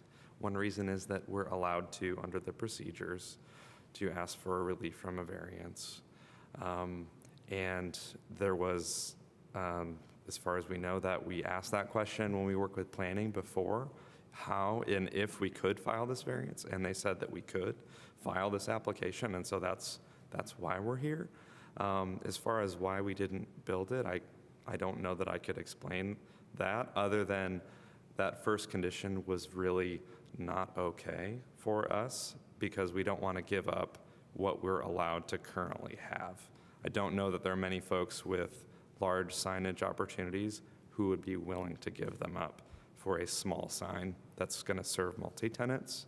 So I don't know if that's the answer as far as why it didn't get filed right after or why we waited a year and a half, but it was just a very difficult condition that caused for us. Okay, I appreciate that. I'd actually like to hear from Dave as well, because I think this is an efficiency question to me. You guys are talking about efficiency. This seems inefficient that we're sitting on this long, and now we have to go back to it. So, yeah, if you could just Wait, explain one to thing that I did forget to say, and I want to thank the BZA members for the, To go off, let's stay on our procedure, please. at the time when you voted that, I think I indicated that we couldn't move forward because I just can't give up that sign. And I got up with the owners of the Whitehall Plaza, who had changed. The Whitehall Plaza owners changed, and it's a lot of chiefs, This guy's in charge, that guy's in charge. So I kept working through it, and I said, I'd like to do, and I also think, you can answer that question, if there's you can't go back for a certain period of time. I think it's so many months. I don't know what the answer, but you can't immediately go back. So we lost some time there. When the shopping center changed hands, we lost some time there. And I said, we really need to visit this. And the new owners, who Daniel is representing, they said they need signage for their tenants. And then they don't have it. They need it. I said, okay, let's go another round. Could it have been brought sooner? Probably. But I think the changeover of ownership had a lot to do with that. So I hope that answers your question. Okay. Yeah, thank you. Okay. Yeah. Okay, why don't we do this then? Let's go to the public for comment before we have an additional discussion time for that. Do we have anyone here in the chambers who'd like to discuss or put onto the record any comments about this petition, please? Go ahead and sign in. And as you're signing in, I'll let everyone know you'll have 5 minutes to speak. We'll take as many people as would like to address this. After that, it will be back to the petitioner to speak before we go to the board for action. State your name. Tom Orman. Do you affirm that the testimony you're about to give will be the truth, the whole truth, and nothing but the truth? Absolutely. And you have 5 minutes. Yeah. I operate a lot of real estate here in Bloomington, Indiana. Try to speak into Yep, sorry. Is that better? Yeah. Anyway, I operate a lot of real estate here in Bloomington, Indiana, and some of you are familiar with me, but I agree with the things they were saying. Signage is important for these tenants. And if you ask me, there's not enough signage. I don't know how many tenants. I think one of these petitioners should have mentioned that without signage. And, you know, for the older people trying to find locations in these big shopping centers, I think signage is important. I think it's important to the businesses. I think it's important to the older generation to find these locations, not like the younger generation who uses the Google Maps to get everywhere they go. So I'm in support of the petitioner. I think it's well needed and documented. And it makes sense that I've got this similar situation on 3rd Street, and I have to create a list of tenants, and I'm like, well, if they move out, I'll give you a signage, you know. And that's really hard to manage because then the tenants are thinking, you know, the ones who's been there longer has the signs, you know, and it's really kind of unfair when everybody wants a sign. Everybody wants to be recognized on 3rd Street, and I think that's very important for business in our community. So that's all I have to say. Thank you for your time. Thank you. Anyone else in chambers who'd like to speak to this petition? Is there anyone online? If so, please raise your hand. It looks like there's 2. Is that what I'm reading correctly? There are 2 comments from before. It was someone asking about when another petition would come up. So if you are online and you would like to speak, you can use the raise hand function, or you can send a chat indicating that you would like to speak. Sure. Sure. That's unusual once someone steps away, but please go ahead. Yeah, please go ahead. Before, That's I all right. apologize for that, sir. Never been in front of the city here in That's all Bloomington. right. That's all right. First of all, my name is Greg Adams. I'm the store director of Fresh Time on the west side of Bloomington. Okay. And do you affirm that the testimony you're about to give will be the truth, the whole truth, and nothing but the truth? Yes, sir. Okay, go ahead. Myself, I run the Fresh Time on the west side. Like I said, I've been in the grocery business for 34 years. Most of them, probably 30 of the 34 is where I've been in with management, a lot of those years here in Bloomington, like with Marsh previously before they went under. So to myself and a lot of my colleagues, it's important to have a signage. You know, I've been in some businesses where the sign has been destroyed because of storms or other things, obviously. And, you notice those type of things where the signage is not available for a lot of business people to notice you. When you're just driving down 3rd Street, and we got some businesses where I'm located over there that don't have signage right now. And the only way that they get recognized is by word of mouth, or they're going on Facebook or things like that. So it's important for signage to be available for all our local businesses, as many as we can. I'm not saying that, it makes or breaks every business, but it definitely helps to have the signage up for a lot of the smaller businesses and the shopping plazas that's near myself. And I would think it would help other ones in the community. So that's really all that I have to say, except I think it's worked for the businesses I've been involved with in the past. Thank you. Thank you. Okay, so before I do go on to the next item, any other public comment? I'll pause for a moment. I'm not seeing anything online. Okay, good. With that, we will before we go to the board for action, there's 2.5 minutes left for the petitioner. Now's a good time to address that point. You have 2.5 minutes. Thank you. This is very, very brief. I want to thank the board, BZA people, for approving the Academy Sports Store. We did 2 variances. It's a first-class operation. I promise you that I do a first-class job there. It is first class. I hope you've had time to go into it and see, but we did a lot of work, a lot of quality work, and I truly appreciate it, everything that the BZA did. It was a nail biter, and all the stories that I told you about, that this can go up or down, everything was true, and at the last minute, it was like a Pacer 3-point shot that they called a 2-point shot last night or whenever it was, but we won that one. I appreciate it. And this one, just from my heart, I wish everybody would focus on that aerial view. There's not a proliferation of signs. It's just not there. And a multi-tenant sign is going to do so many of these tenants good, because they need signage, especially the small tenants really need it, and they're just not on the multi-tenant sign that's there now. Thank you. I just would ask if you could please note for the minutes that Gina Bradford is on the Zoom, I think, and that she's a representative for WH Plaza LLC. Just wanted to have that mentioned. I forgot to mention it earlier. Are there any questions? If so, we'll ask you at that time. You have 50 seconds left if you have any other comments. No. Okay. All right. Thank you for that. It'll come back to the board for comments, questions to either the petitioner or the staff before any action is taken. Do we have any comments or questions? I'll start with one. I'll go to the city first. The question to the city is, if I remember correctly, because I remember that meeting, I was there. There was some issue about along that 3rd Street corridor there. Who owns actually, is there multiple ownership on that strip mall property that faces the road, or is that a single owner? If I'm understanding you correctly, along the south side of 3rd Street? Yeah, let's go from the exit to the interstate to the corner that is Liberty right next to Drive. Bichetto's.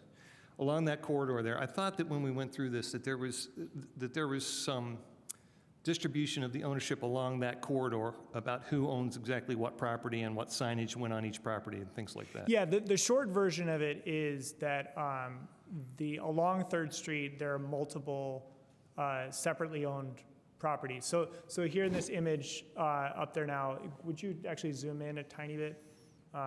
So you can and see, a couple of you weren't on the board at that point, but I'm talking about right across the top along 3rd Street. right, yeah. There was some discussion about who owns what and who gets to have signs. So the general version of the answer is each of those red boxes that you see along there are separate parcels under separate ownership that have separate allowances for signs. So, next to the proposed multi-tenant sign that was approved by the variance before, Chipotle and Outback Steakhouse, those are different ownership from each other and different from the petitioners.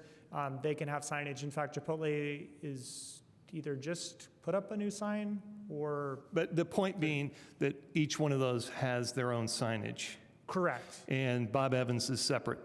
Correct. From the petitioner. Yes. And all the way down as you go across there. Now, what we provided, I believe, and again, I'm asking you because it was 3 years ago, that little section where we allowed for that sign to be put on 3rd Street is between those two properties, correct? Yes. Okay, and that was essentially giving them 3rd Street frontage of a sign for their property that before they had none. They always had frontage. They had that They all little that frontage. but they Yeah. weren't using it. They didn't have a sign in that frontage. Right, but in order to put a sign there, they needed to come to us because they already had a sign on their property. Elsewhere, yes. And that other sign, if I remember correctly, is the one that they're talking about, the large pole sign that you can see from 69 that's on the eastern portion of the property. There's another sign that hasn't come up yet tonight, closer to the entrance. Ms. Scanlon has her mouse around it, if you can see it tiny up there. So counting from the right, we have Chipotle, okay. where the proposed sign is, Outback, and then Bob Evans, and then you see the entrance drive. There is an existing multi-tenant sign on the petitioner's property that is there. Right. So the shopping center currently has a multi-tenant sign there that some of their tenants have space on. Other tenants don't have space on that sign. There's also the at-home, the existing pole sign Right. that has at-home, and that may be all of the signage. Yeah, Jackie, is that for the property? right there? Is that the sign here in the front, far right? Is that what the at-home is at the top of that? Yes, Okay. Jackie Scanlon, Assistant All right. So they Director. have a yeah, sign that's what there, you're they have a sign remembering. there, then they want to put this, that other sign has not been built yet, the one on 3rd, the one that we provided the variance for. And then they have the pole sign. All right, so I just want to make sure I was remembering all that, thank you, Jackie, that there was all this issue that there are signs for each of those properties available, et cetera. And if I remember correctly, to refresh those not here, is part of what we had agreed to was essentially a sign swap down the road. Put this up, but down the road, if At Home leaves, down goes that sign to get rid of that big pole sign, so it comes into compliance. So essentially, it was like a swap. We'll give you 3rd Street, take away 69. That's kind of how I remember it. I don't know if you remember it, Tim, but it was, I know that there was a lot of arguments about where to put signs, where not to put signs. There was a lot of arguments about who owned what, property, et cetera. And this battle has been going on for a long, long time, and we felt that we put it to rest, which is, I think, your comment. So that was why I wanted to clarify that with the city. The next question was, what's changed? And you asked that question essentially, Tim, and that was, what's changed? Why did it take so long? Why did you come back? And I believe that you've answered that in terms of process. Okay. The other thing, though, is I'd love it if you want to grab that sign that you're talking about, that aerial, and turn around and show it to folks. I did have a comment about that sign. Now, I'm going to use a little bit of humor, so just bear with me here. Go ahead and let people see it. I'm going to venture a guess that 100 motorists or pedestrians that walk along this area never see this property from 400 feet up. So I do appreciate that comment about it doesn't look like being cluttered in an aerial, but nobody that we're talking about is going to see the property from that side. They're going to see it from that side, which is the next one. So I did want to say it's kind of they're going to see it from the ground. They're not going to see it from 400 feet up. So I did want to just point out, it may not look like, I wanted to address your point that it's not sign clutter. It's not from 400 feet up. We're talking about that sign from the ground. That's clutter. It's not something, you're saying it is or isn't? I'm saying there it is, because that's where most people see it from. So I did want to just address your comment, because a couple of times you mentioned that this aerial shows that there's no clutter. People don't see that streetscape from that angle. That's 400 feet in the air. They see it from that angle, and that's the clutter that we're talking about. So I wanted to just address that point. This is what we're talking about here, this is the clutter. This is clutter here? Yeah, I see 1, 2, 3, 4, 5 signs, so. Is there any clutter? There's clutter here, which is the area we're talking about. So I just want to make a point there, okay? This is an expansive shopping center, and this shows the same entrance looking west. There is no clutter. There's clutter here. You brought the sign, there's clutter here. And I did want to just make that point. It's a spurious argument to show me something 400 feet up and say there's no clutter. So, Oh, you're saying the area's 400 feet? yep, yeah. I just wanted to make it, I know, I just want to make sure it's clear that you understand why I say there is clutter. Okay. You've been in front of us enough that you know. So like I said, it's a little bit of humor, but the point being that I do want people to focus on this is what we see on a daily basis, and that's what we're trying to address. So it's a serious underlying point, which is that's what we're trying to address here on the far right. What the area does show is B-tenders. Can I make a comment? Sure, yeah. So Mr. Heyman, if you could come to the microphone so that. Yeah, I'll look at it. Go ahead as well. Here, I'll bring the sign with me. What I did want to show is the B-tenders right here. Right now. Say that into the mic. I see what you're talking about. Say it into the mic so we have it on record, please. The B tenants, which is the inline tenants, I'd venture to say, because last time I had a list, 2/3 or better of them don't have any signage on 3rd Street. At least that many, I would venture to say. So when you're talking about Bob Evans, yeah, they're an out parcel. When you're talking about Hardee's, yeah, they're an out parcel. Chipotle, yeah, they're an out parcel. These guys, the area shows that where they're at, they are not on 3rd Street, and signs are important to them. Most of these signs, this multi-tenant sign, and Daniel's client would tell you what, are going to go to the B tenants that have nothing now. So the vibrancy of a 3 big city block shopping center is important. Not just today. At Home's there, I'm doing okay. They got a. Okay, I get your point, so I don't want to belabor that. I just, the other thing is, I don't think that you're going to be able to fit all of the B tenants on the sign that you're. We'll get a lot more than what we have. You'll get more, but you're not getting them all, so someone will be left out. Well, you want to give us 2 multi-tenant signs while we're here? Sure, you can certainly petition for that. Of course, we love seeing you here. So, then I do want to go on to, I'm not sure who from the petitioner can address this, but is there anything stopping you from getting the sign permit now?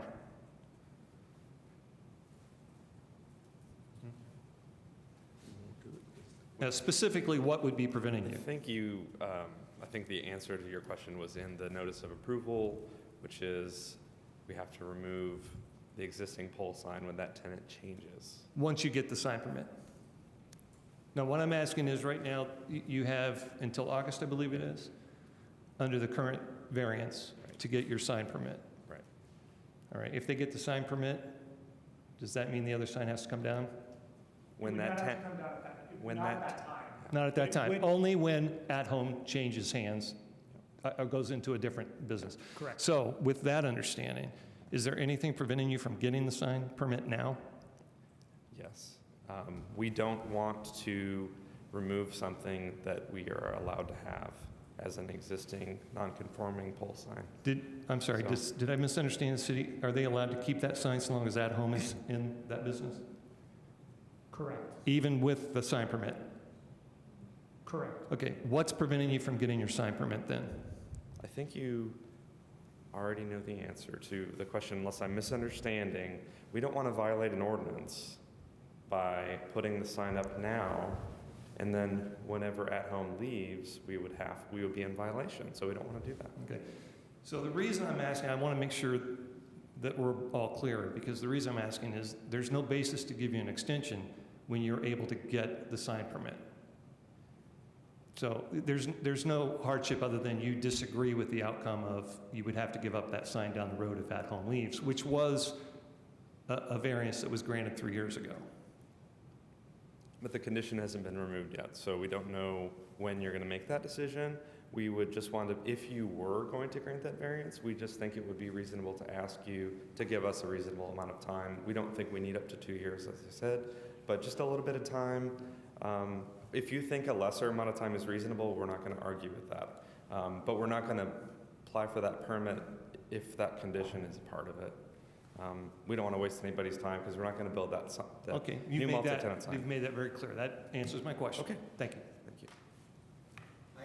This is for the staff. I just want to make sure I fully appreciate the previous agreement. I think I do, but essentially, new sign goes up, pole sign stays. The condition is that if in the future the at-home space is leased to a new tenant, the new tenant doesn't get the benefit of the pole sign because it has to come down. Is that correct? That's correct. And so really what the petitioner's argument is, these are two different things. It's like, I mean, I would look at it this way. I mean, I can fully appreciate that you're trying to mitigate potential risk, or at least to mitigate issues should you have to seek a new tenant. I'm not your lawyer, but I would think that that would be an appropriate time to talk about changes, because it seems like the benefit of the new pole sign or the monument sign now is fairly significant for your other tenants. So the other comment, I wasn't around in 2000 when this zoning ordinance was adopted. But what kind of strikes me about it is we lump all retail into employment zones. And I don't know if that's standard practice in the industry now, but in my head, when I think employment zones, I don't think major commercial retail sites.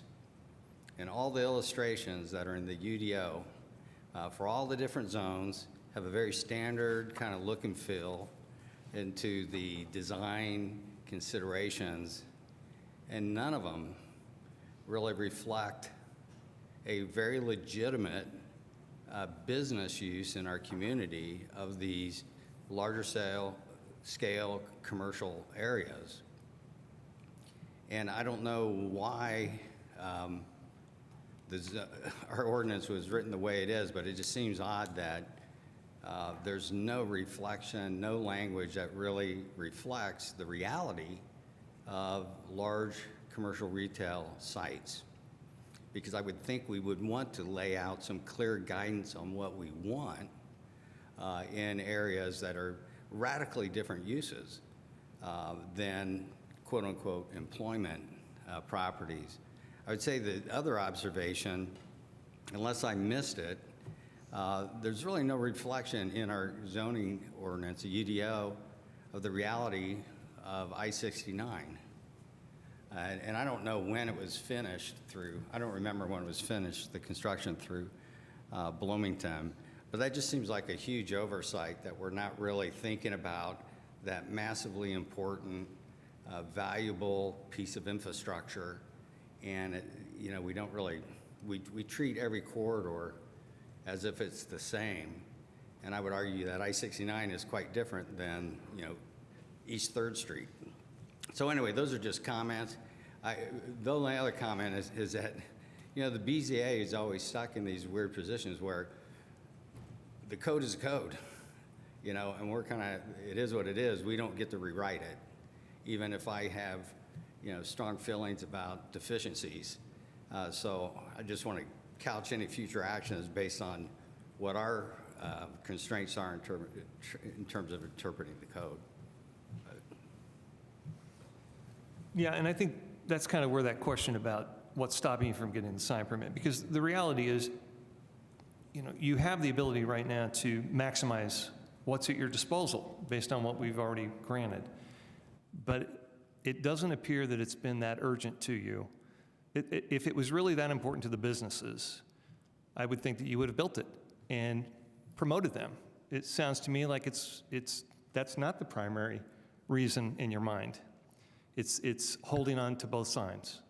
It's not about we should do this for the business. I want to restate that, because if it was important to promote those businesses, that other sign would have been built and those other businesses would have been promoted for 3 years. That was the whole point originally when we heard that petition, was we need to get our B businesses, the smaller businesses, out there on 3rd Street. They don't need a big pole sign on 69. They need promoted. It's hard for me to say that that's what this is really all about when there's been 3 years that have passed, and it's clearly not what this is about, or else you'd bite the bullet, you would have built the sign, and then come back and fought the pole going away when if you would lose at home. If the businesses are really that important, that sign would have been built. In my opinion, I'm stating you my opinion. That doesn't make sense within your argument. Yeah, absolutely, because I'm addressing you on that. So thank you. Just briefly, I wanted to say that they're different ownership of the two parcels within the, not outlots, I guess backlots. So At Home has one property owner, that's Brian Rental. That's where the sign is where we're asking. WH Plaza owns the other side. Which one of them changed hands? The west side. So this, where this sign is, has not changed hands. So the west side with the smaller tenants, there he's letting, well, idea would be that he would let them put smaller tenant signage on the multi-tenant sign. And our theory, and it may be rejected, I understand, but losing the At-Home sign in order to put in the multi-tenant sign, we kind of think that's a huge negative, because it's going to lose the traffic. And that's exactly what I was asking or stating was, At Home is still there. It's in business, and it has been for 3 years. And if you've owned that property and it hasn't changed hands for that sign, and it really was important to you to make sure that the entire strip mall, that area of businesses, I don't like to call it strip mall, but that business of that strip of businesses was really that important. That sign would have been built and those guys would have been promoted. That sign, that property didn't change hands. That sign could have been built and that could have promoted those businesses. Okay, thank you. Can I follow Yeah, up? sure, of course. The timeline is compressed a little bit more than what you think, because I talked to Jackie last year and told her that we were going to be coming forth with this. So let's compress it. Okay, probably- 2 years.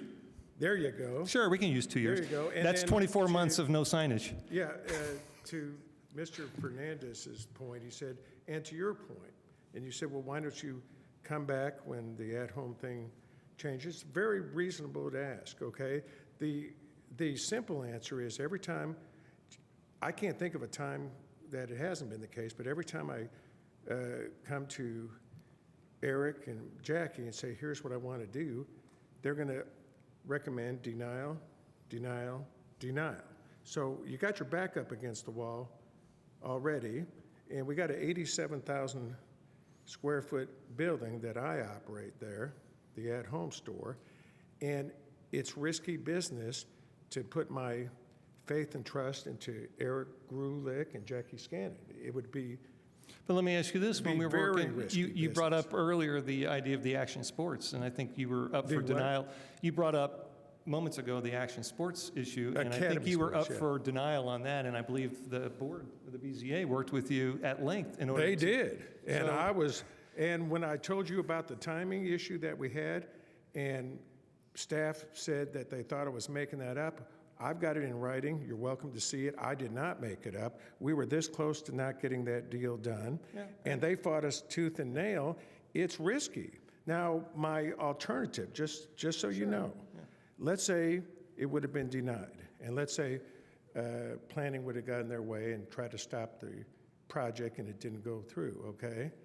If you remember, I had Kroger still guaranteeing that lease for years, even empty.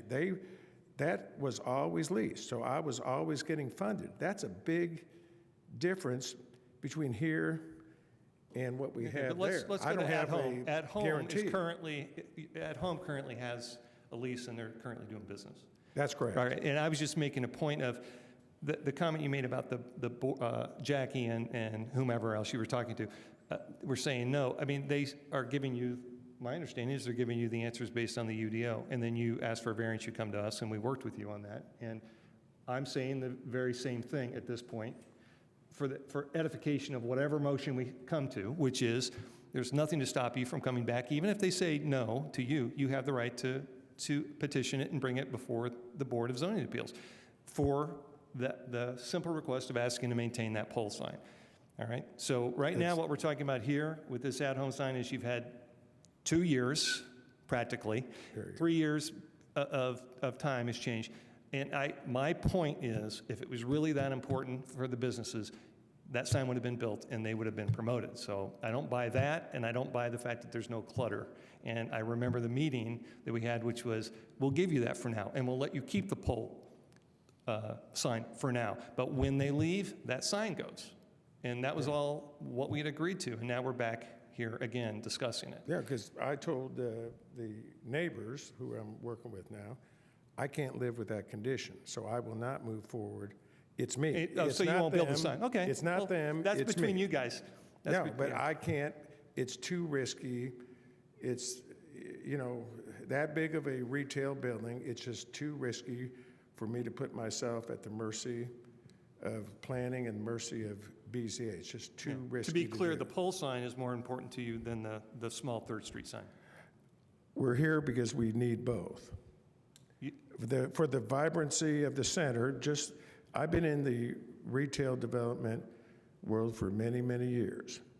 It's very important. Both of them are very important. So by saying, well, which one is more important, and try to weigh it and try to balance it, that's not really, really fair.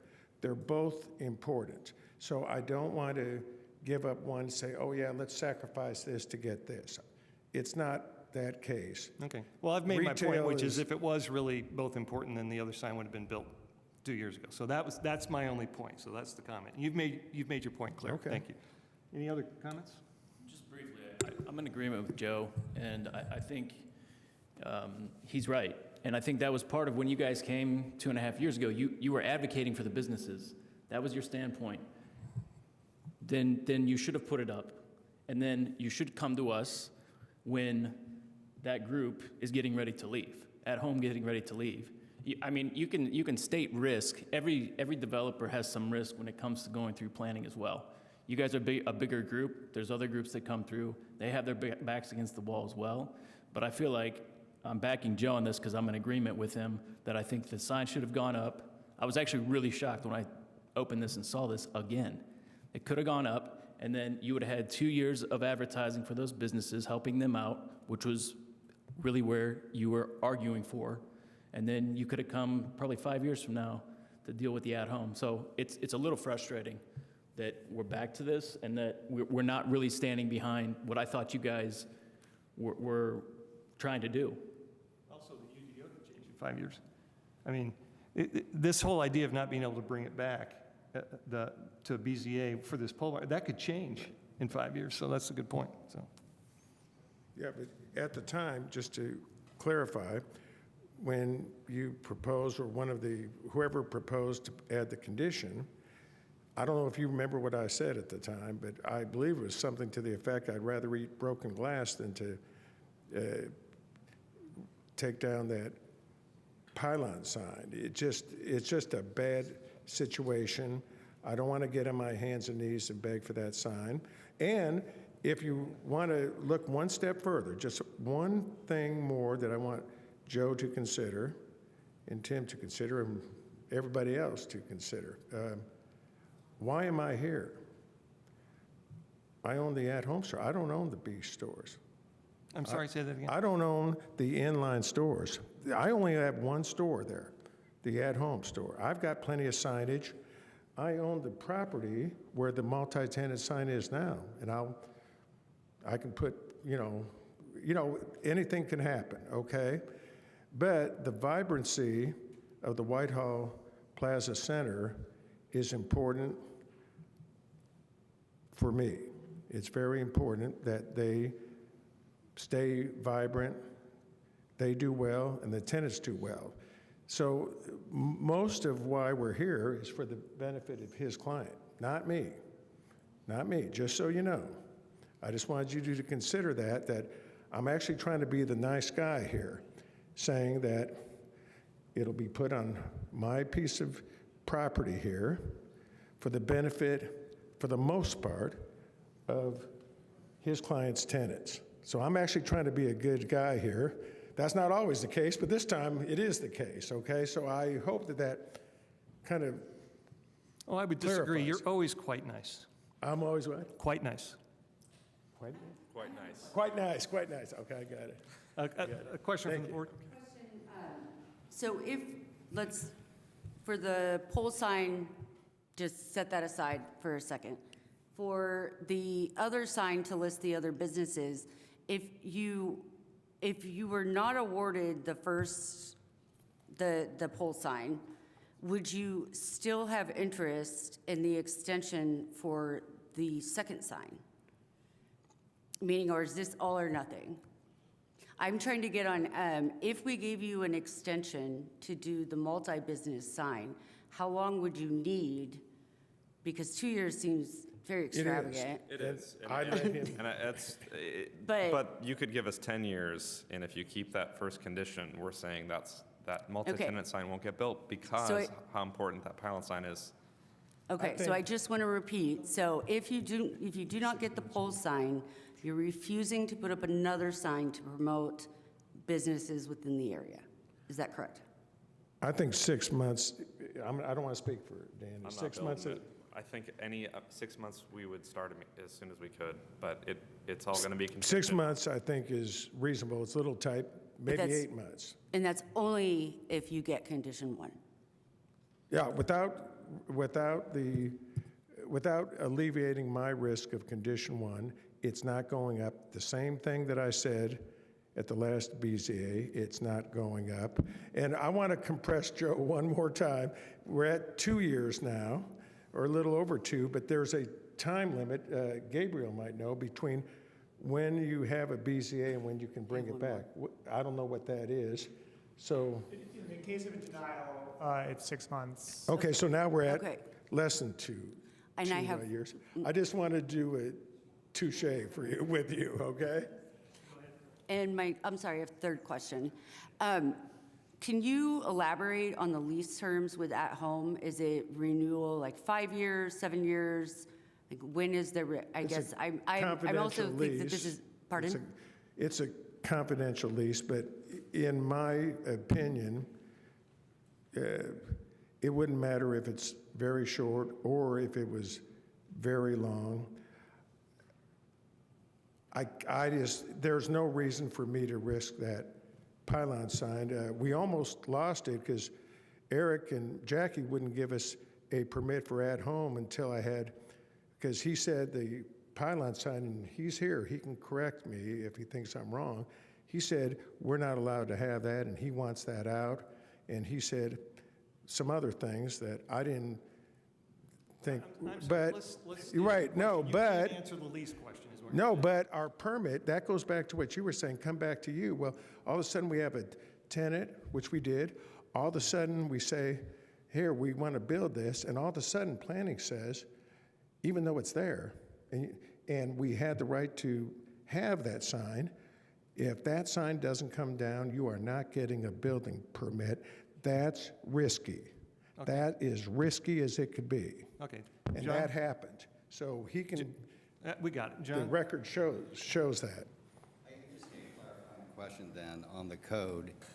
So you've got a non-conforming sign. Does conformance get triggered by a change of use, i.e. no longer a large retailer, or is it the change of the business?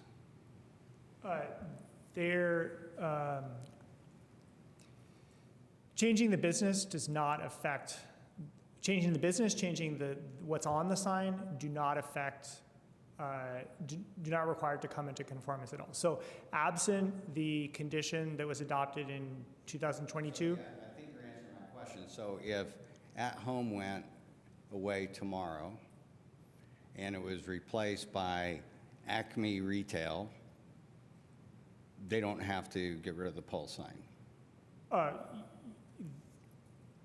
I mean, yes, because of the variance. It was tied to the actual business. Outside of this particular case, Outside of that this- scenario you described, they would not have to take down the sign. You can always reface a legal non-conforming sign. Right, but John, at the time, he said, I have to take the pole sign down. So the answer to your question, he's correct now. He wasn't correct when we were signing At Home, because he said that sign's got to come down. Okay. I'm just trying to get to what I think is some of the I'm not a mind reader, but I mean, I think what I'm trying to get underneath the surface here is that you want to make darn sure that if At Home's not there and you have to lease it to another retailer, you want to still have that sign. And if that means giving up a monument sign for your B retailers, His B retailers. your B retailers, you're fine with that. I'm not saying, it's ideal. I'm just saying that's kind of the reality. That's how it has to be. Yeah, I hear you. If I understood too, and I'm going to paraphrase this, but that's what they're saying is that's why it hasn't been built. Yeah. I want to Because they clarify want one of the to- yeah. things that was discussed last time that hasn't really been brought up, and that was that their unit that they own, so the At east Home. side, could be split up. So, they spoke quite a bit about, large retail and how retail's changing, and once At Home leaves, will they be able to find a bigger tenant? Because initially they wanted a large sign and multi-tenant on there, and that's why, and this used to be part of a PUD, so we had to do a lot. This has been going on for a very long time. So part of what was discussed by the BZA at that time was if we give you the multi-tenant center, and then the At Home one has to come down, and then you have to convert yours into multi-tenants, now you'll be able to use this sign, where you wouldn't be able to use your existing sign to advertise all of those businesses, and that was part of the discussion as well.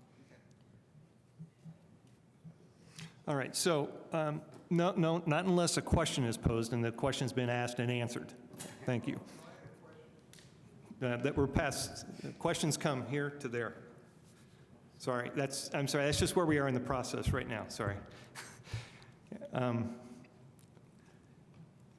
We are at the board now for action, and we've had discussion. Now, what we could do at this point is we could take a motion, and we could have continued discussion on that, or we could take a vote either way. Are we at a point with the board that we have a motion to put in front of the board for consideration?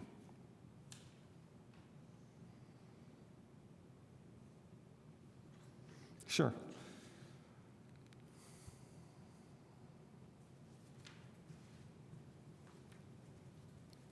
Well, get the ball rolling. I'll move that we, based on the report and written findings of fact, propose that we recommend that the BZA adopt the proposed findings and deny the both requested modifications of variance approval V 3822. Second. Okay, so I have a motion and a second. Now, with that in front of the board now, just to be clear, when this motion is called, a vote of yes means to deny. A vote of no means that you do not agree with the motion to deny, okay? All right, now, it's back to the board, though, before anyone calls the question. Any other discussion, thoughts, comments that you'd like to put onto the record before we move forward? I'll just say, I don't think there's a strong enough argument here. I look across the street and you've got Lowe's that has a building that's 50,000 square feet larger, and they're on a multi-tenant sign. I think what you guys presented was a very nice, well-done sign that should be up there. But I also think, I find it hard to believe that a sign off of 69 is driving so much traffic to affect this business when it's this large of a business. It doesn't affect Lowe's. People know Lowe's. People know At Home. So I just feel like getting past the fact that we're here again, I don't think it's a strong enough argument for you can get this done, move on, and then, as Joe said, you could come back around if necessary. I appreciate that, Tim. And I have two comments about that, which is I think that it is difficult for a business like At Home. And it's also then as difficult for these new car dealerships that are just up the road. You have Andy Moore, I think, has the Hyundai, and they've all been asked to move out to the interstate so that they have higher visibility. However, what do they not get? When they don't get any signage like that. It's on the side of their business within the regulations of the UDO. So that's one thing. So I do think I do think people can see it from the roadway, but it is more difficult than having the pole sign. And I think that's correct to make that statement. It is more difficult if that sign's not there. It's easier to see because it's the only one that's sticking up. So that's part of it. The other one, though, is what John's saying, which is, we have restrictions based on the UDO. We have no valid reason for changing that previous variance because we granted the variance for the reasons that were presented to us. Nothing really is substantially changed. At Home still has signage they have signage on 3rd Street. It's on that sign right there. And in addition to that, they have the bonus of the pole sign still being there. So up until such a time as At Home goes away, if it ever does, that's the only time that sign goes away. So those are my two comments. I'm in agreement with where you're going with that, Tim, is it's difficult to make a decision to approve this variance. Any other comments?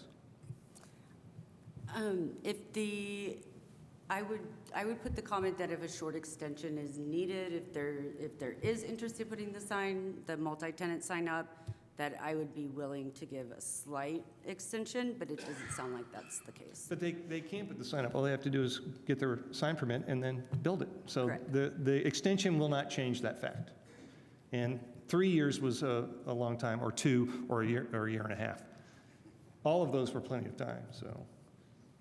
But I agree with Tim. I think his comments, I think, are dead on. This is what we're faced with, and it's difficult to make any other decision at this point. We can write that down, put it in the record. I agree with Tim. Any other comments? All right, in that case, I'll call the question.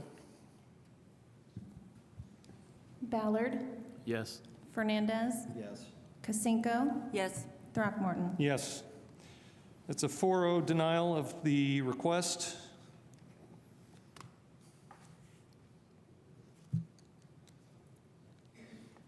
We will move to V-17-25, but first I need a 2-minute break to go to the bathroom, please.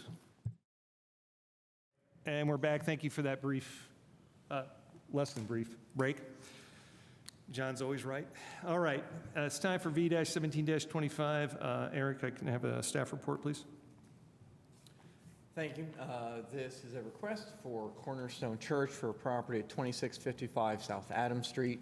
The petitioners are here tonight to request variances from front parking setback standards, required electric vehicle charging stations, and buffer yard landscaping standards to allow for the expansion of a parking area for the place of worship in the mixed-use institutional zoning district. So this property, as I mentioned, is zoned mixed-use institutional and has been developed with a church. Surrounding land uses to the west include attached single-family, the Summit Ridge neighborhood. Slightly to the southwest, you have apartments, multifamily residential. And to the east, you have single-family residential within Sunflower Gardens. And to the north, you have a mix of mixed-use institutional with Summit School and some single-family to the north as well. So the site, as I mentioned, has been developed with a church with a parking area on the west and east sides and north side. The building has been located somewhat centered in the property, and as you can see, The property is very long from north to south and is a corner lot located at the southeast corner of Countryside and Adams Street. The petitioner would like to expand the parking area and add approximately 70 so parking spaces on the site to expand the existing 89 to provide for a total of 154 parking spaces on the site. This would include a new drive cut along Adams Street. The location of the drive cut meets all of our requirements and is not a component of the variance. So the variances that are being requested are related to the front parking setback.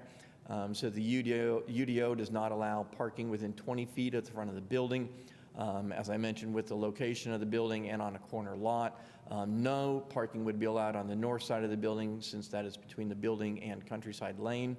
And then the 20-foot setback would also severely restrict the property as well in terms of where any additional parking could be installed. With the expansion of the parking, that is an expansion of the use and does trigger the limited compliance standards of the UDO. That would involve new landscaping throughout the property, as shown here, installation of islands through the property as well. Is also because there are more than 50 parking spaces, requires the installation of electric vehicle charging stations, as well as a bike rack.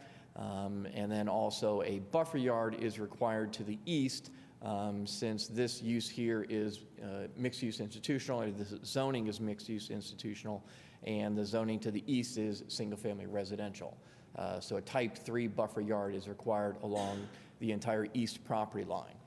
So as you can see here, to the east, the property is very long. It's between 900 feet long, so that would require a type 3 buffer yard along that entire 900 feet. So that buffer yard requires a certain mix of deciduous, evergreen, and small medium trees along that area. And obviously the intent of that buffer yard is to mitigate the visual impacts and sound impacts from more intensive uses from less intensive uses. So as I mentioned, certainly there are single family to the east of this. And as you look at the site here from Sunflower Gardens, you can see the church in the parking lot in the background. It's on eye level with those single family residences. So certainly the presence of the buffer yard does play a role in buffering this use from those residences. Even though there will be landscaping installed around the parking area, that doesn't necessarily cover all of the area and doesn't really buffer the entire property from those uses. Having that landscaping up against the single family does have a lot more benefit to those adjacent properties. So as I mentioned, the petitioner is requesting 3 variances. One of those is from the parking setback standards to allow parking within that 20-foot setback. We did find that the granting of that variance would not be injurious to the public health, safety, or morals or general welfare. The parking area will meet all landscaping standards. In regards to the variance request from the electric vehicle charging station, one of the reasons for requiring electric vehicle charging station was to certainly be a lot more progressive in the zoning code as we look to encourage different forms of transportation and certainly different modes of using vehicles. The presence of electric vehicle charging stations does several things. Certainly one of those, it provides a service to the people that are at a facility, but also it raises general community awareness that there is availability of these electrical vehicle charging stations as they go to place.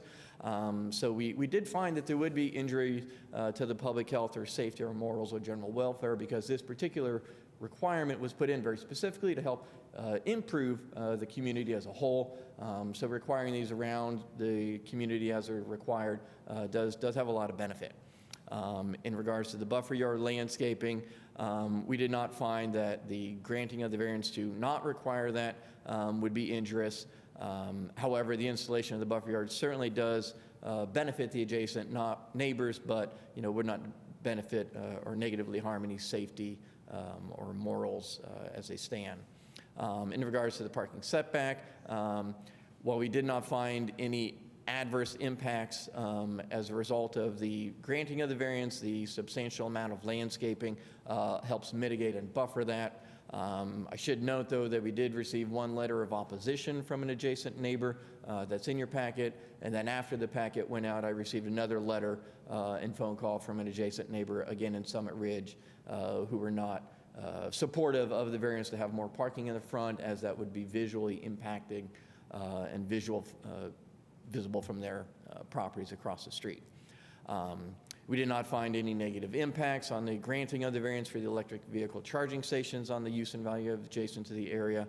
And we did find, though, with the buffer yard landscaping, negative impacts on the use and value. Again, as I mentioned, the purpose of the buffer yard landscaping variance, or the purpose of the buffer yard landscaping is to mitigate these uses, the more intensive uses from less intensive uses, which does have a very real impact on a day-to-day basis from those adjacent neighbors. If you imagine you're that neighbor and you're looking out at a parking lot or a building, or looking out at landscaping, certainly the presence of landscaping, it greatly improves your view and use of your property. So we did find negative impacts in that regard. In regards to the strict application of the terms of the UDO, in relation to practical difficulties that are peculiar to the property, we did find that that there is practical difficulty associated with meeting the parking setback variance, or meeting the parking setback requirement. The location of the building on the property, as it's centered, doesn't provide any opportunities to really add parking on the west side of the building, and no opportunities to add it to the north side of the building. The south side of the building drops off in topography and has a lot of drainage issues and a lot of grading problems as well. So there really are not any areas on the site that any parking could be added. The petitioner did submit a somewhat parking study that was done over several months, showing the amount of cars that were parked along Adams Street, indicating a very heavy usage and heavy need for parking on the property. So adding more parking helps relieve some of that congestion for the on-street parking, freeing up parking for adjacent neighbors to utilize that. In regards to electric vehicle charging, we did not find that there were any practical difficulties in the use of the property that were peculiar to this. They can still use it as a church with the electric vehicle charging stations. There's nothing unique about their property that prevents them from installing the electric vehicle charging stations. So we were not able to make any findings to support that particular variance. In regards to the buffer yard landscaping, we did find that there are some practical difficulties that are unique to this, because there is a significant amount of property, as I mentioned, almost 900 feet to the east of this that would require that buffer. But as you look at the site and how it's used, only about half of that is where the parking and building would be. So we are recommending approval of that variance with the condition and the limitation that the buffer yard is only required along the portions of the property where the parking will be installed. And so I tried to show that on the screen here with this red line. So that would be the area where we would be recommending the buffer yard be installed. So with that, we are recommending that the Board of Zoning Appeals approve the variance from front parking setback and buffer yard landscaping, as I mentioned, with the stipulation that is only required along the portions of the site where the parking is, but deny the variance from electric vehicle charging stations with the 3 conditions that are listed in staff's report. And I'm happy to answer any questions. Thank you. Petitioner, okay, all of those who are going to speak, please come forward, sign in, and I'll swear you in, and we'll go from there. Go ahead and, have you signed in? Nope.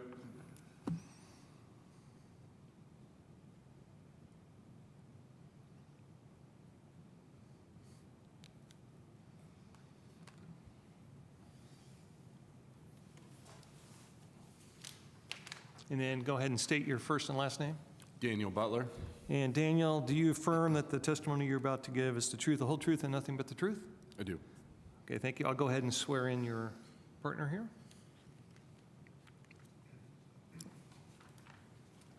First and last name? Reverend David Wigington.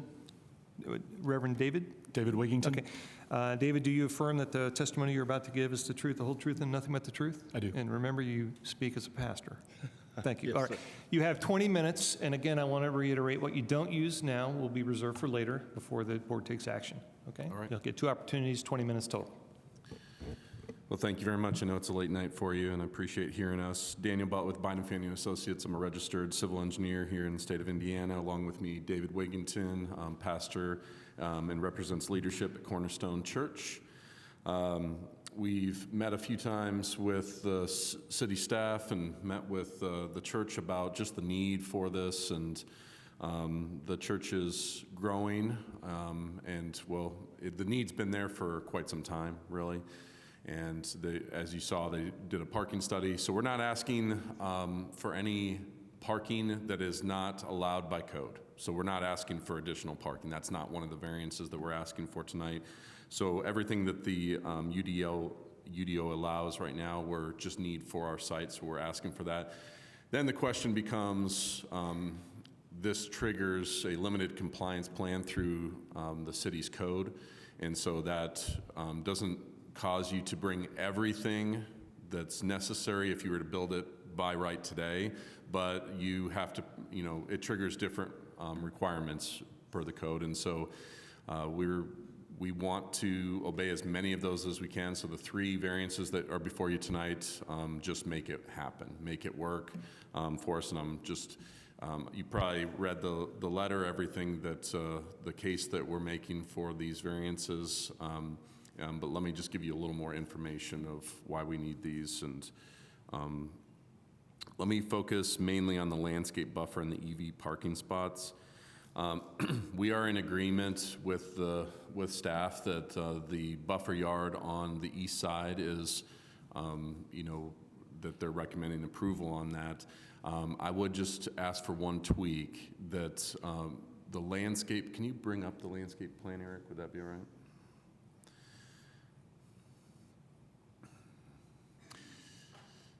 We're asking that instead of doing the type 3 buffer along where the parking areas are, we'd like to follow our landscape plan that we've drawn up that incorporates parking lot perimeter plantings. It's a different type of plantings where you get shrubs, you get trees along the parking lot. So we are proposing that so that it would benefit the neighbors that are across the street. Right now, there isn't any landscaping that would buffer them from the neighbors to the east.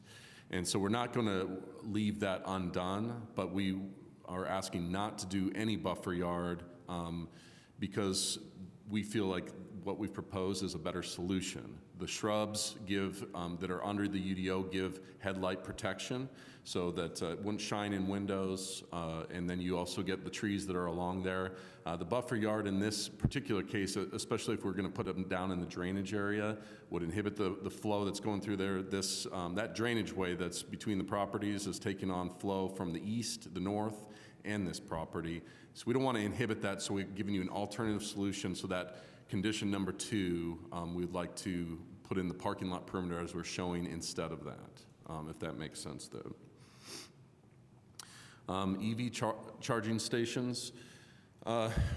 We believe that this is a peculiar property in that the use on it to, the reason that you'd have EV charging stations, we understand and we agree with, needing EV charging stations, and that would be with large parking fields for daily uses, like commercial uses that you'd go to.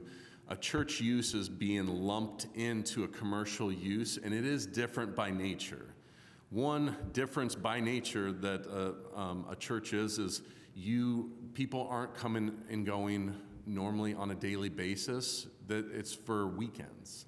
And so one thing that I would say is they wouldn't really be used in the sense that, except for over the weekend, so the need for them is just really not there. So that's one reason that I would add that this is different than a typical commercial business where we understand if you're going to the supermarket, you need somewhere to plug in or encourage somebody to have that type of vehicle, a place to plug in. In this particular case, we feel like it's a little bit different. This is not a daily use. This is over the weekend, and asking for relief from this, so that it's not, we feel like having EV charging stations is a bit of a burden to place because, you know, there's a lot of cost going into a parking lot, including the stringent regulations of stormwater, everything that is required to produce with a new parking lot. And we're not asking for any relief on some of those other requirements. We're asking for this because we just also feel like this particular property also is unique in, you've probably driven by there many times. Maybe some of you live on the south side. I do myself, my kids go to Summit Elementary, so I do drive by there all the time. It's a very long and vulnerable, I would say exposed piece of property. The church is already having a little bit of issue with people. This church, I have a church home myself, and it's pretty clear that these guys want to take care of the community. That's without a doubt. They do a great job of providing for different places in the community. I'll give you a few stats here in a second. But that also does draw in many that sometimes abuse that help to, and so they have people parking vehicles, leaving vehicles, and having EV charging stations is really for those who are coming to a business to be able to plug in and then go on to the next thing. We believe that in this case, we feel like instead of being used on a daily basis for the right reasons, we feel like it would be abused by people that aren't going to be using it at their house, and they would be for a different reason. I think you're probably getting the gist of what I'm talking about. So a third reason for the EV charging stations, maybe a lesser reason, if you will. I was talking to David today, and he quoted offhand, he feels like they, in the neighborhood of about 2,500 families were helped by this church in the last 5 years of grocery buying alone. They feel like, putting that money towards helping the community and not the burden of EV charging stations. Again, we're not trying to get away with other regulations with this parking lot. This one we're asking for because we feel like it can be put towards other uses, better uses in terms of helping the community. I was astonished by this, and he felt like $250,000 was distributed in help to the community since COVID. And so I think it's well documented. You can ask Pastor here yourself if you have any questions about some of those stats. But some of that help to the community, I'm not saying it's the main reason. I'm saying it's a reason to really consider not putting this extra burden on a church that's being lumped in with other commercial uses that can more, people can plug in at some of those other ones. We understand the need for that, but in this particular case, we feel like it's a little bit different in that case. I'll leave it at that, and if there's any questions for myself or David, let us know. Can I just 2 minutes? I just want to add, Eric, could you put up the picture that shows the church between the two houses in the neighborhood there? We've been here 28 years. I planted Cornerstone in 1997, so Bloomington's our home. And when we built the church, there was none of that was there. It was literally a field. We paid to put Adam Street in when we put when we built the first church in the year 2000. We want to be good neighbors. We want to provide landscape buffering and things like that. But if you could go to that picture that shows shows the church between the two houses, there you go. What you don't see in this picture is the drainage area that sits well below the parking lot and well below the backyard of these homes, and much of what would be called for by the landscape buffer would not provide. Matter of fact, one of the relief, I think, is a 6-foot fence. I had a colleague stand down in that hole today and tried to take his picture and couldn't see the top of his head standing on my parking lot or in the backyard of our neighbors.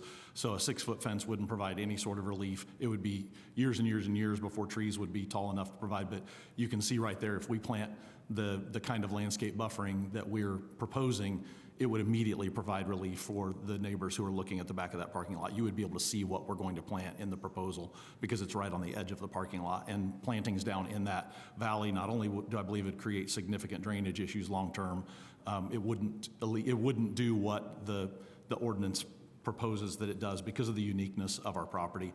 And I'll just say this on electric vehicle chargers, much of life is not a zero-sum game. This is.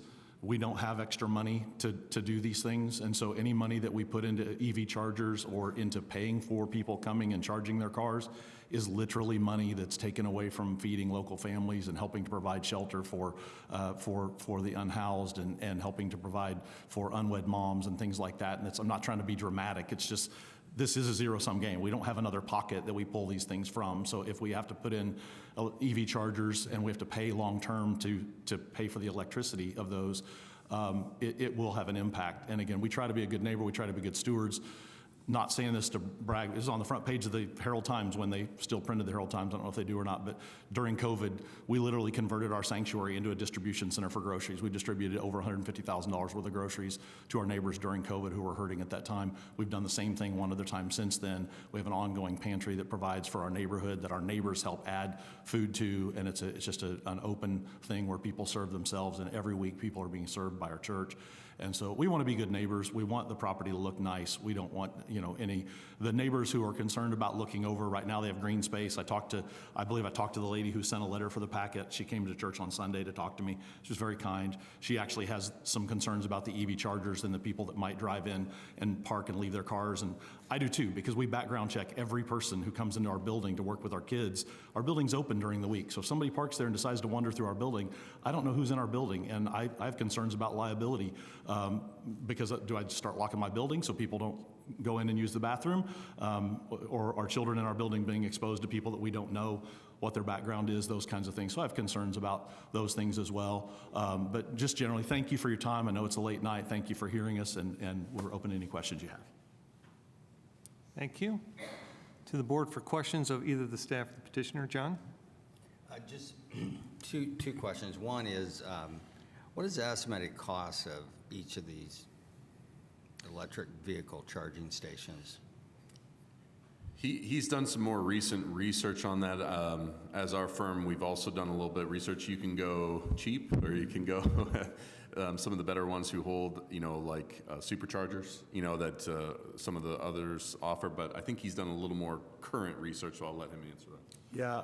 Our understanding for any kind of commercial use that our insurance would allow, we can't buy a residential charger, so any sort of commercial use, if we buy it off of Temu, like we can literally get it for about $3,000 per charger, but I'm not sure I would want that on my electrical grid. We're, by the way, single phase. We don't have three-phase power. We have single phase power. We have a residential, so we don't even know if our panel has the capacity to do this. We haven't gone there yet because we're single phase. We're not. A lot of commercial businesses are three-phase. We're not.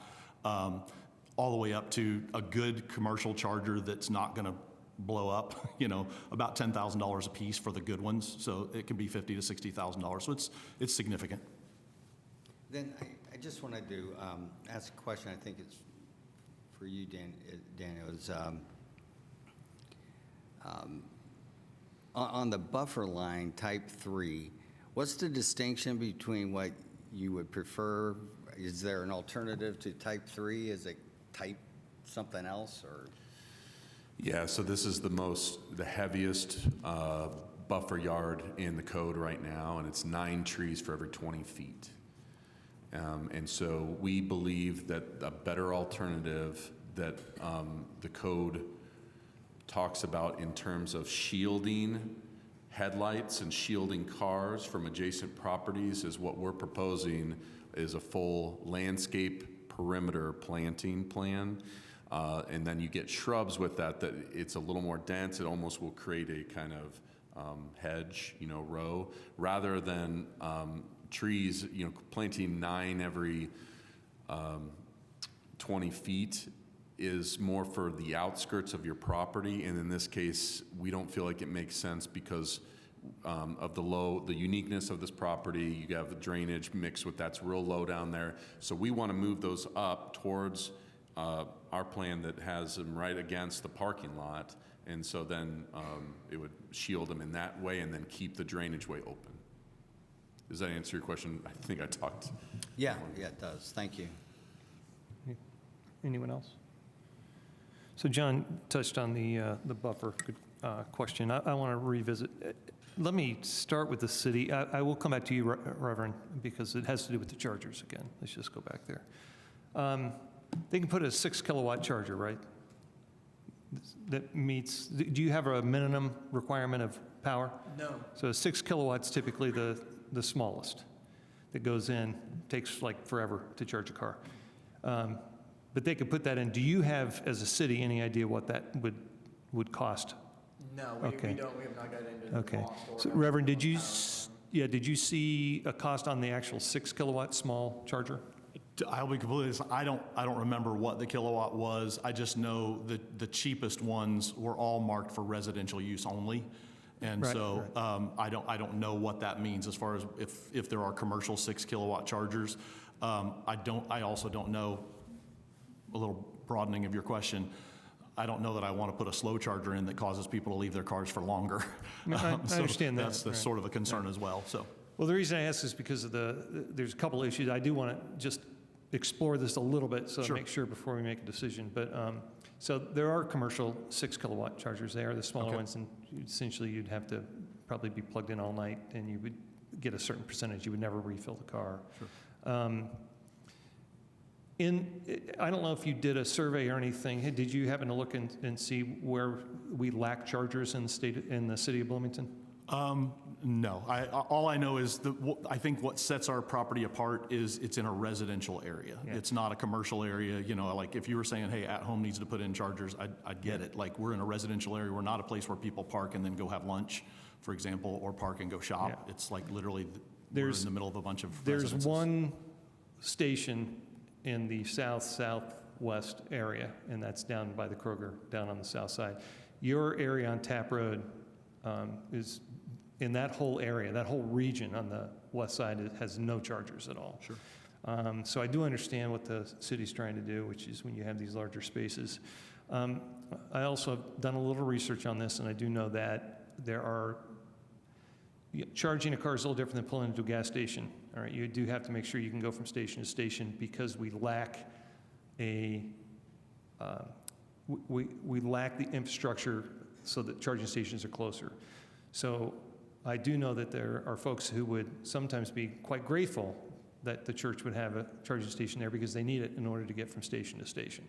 So I do understand the need, and especially in an area when I'm looking at the map of the city, that it's just really, it's missing. There's nothing there for a long stretch. So anything we can do to service that is great. So I would encourage you, if you're asked to do it, to look at the slower chargers that are commercial, because there is some value to it. It may be the thing that gets someone from point A to point B. Sure. It doesn't have to be a supercharger from Tesla. So that's one point. All right. The other is, I've been watching this trend, and I'm seeing more and more electric cars. So you're getting that, I would bet, among your congregation as well. Actually, if I can address that, we've been watching Easter Sunday and Palm Sunday, we had 0 electric cars. Okay. So- Well, I would be surprised if I went out and checked on a weekly basis that there will be a conversion. I'm saying you're going to get more and more. You're welcome. Services are 9 and 11. We'd love for you to come join us. So the reason I bring that up is because the argument that was made, which is, the money could go elsewhere, the money could do other things too, could also be made about the parking lot, because you are parking cars on the street now, but you're choosing to move that parking onto your property. Sure. So you are investing money that could also go elsewhere. Yes. So you are making choices about how you want to spend your money. So Correct. I don't want to just immediately write off a need that area has based on our code. So that's all. I'm just saying. And that's totally fair. I would just say the reason that we are pursuing additional parking is not to get cars off the street. We will still be parking cars on the street because we're not adding enough. If you look at our parking study, especially on our big days, we're not adding enough parking to accommodate everyone. We're just trying to add enough parking to get where everyone who wants to come on a Sunday morning can have a place to park. Yes, and I understand that, and that's valid. But also the discussion of, no charging stations, because the weekend only, but then you said that it's open every day, there's things going on. So I just want to draw attention that I want to use what you're talking about to say, Sure. I think there might be a value and that needs to be explored, and that's kind of the end of that, and you've answered that.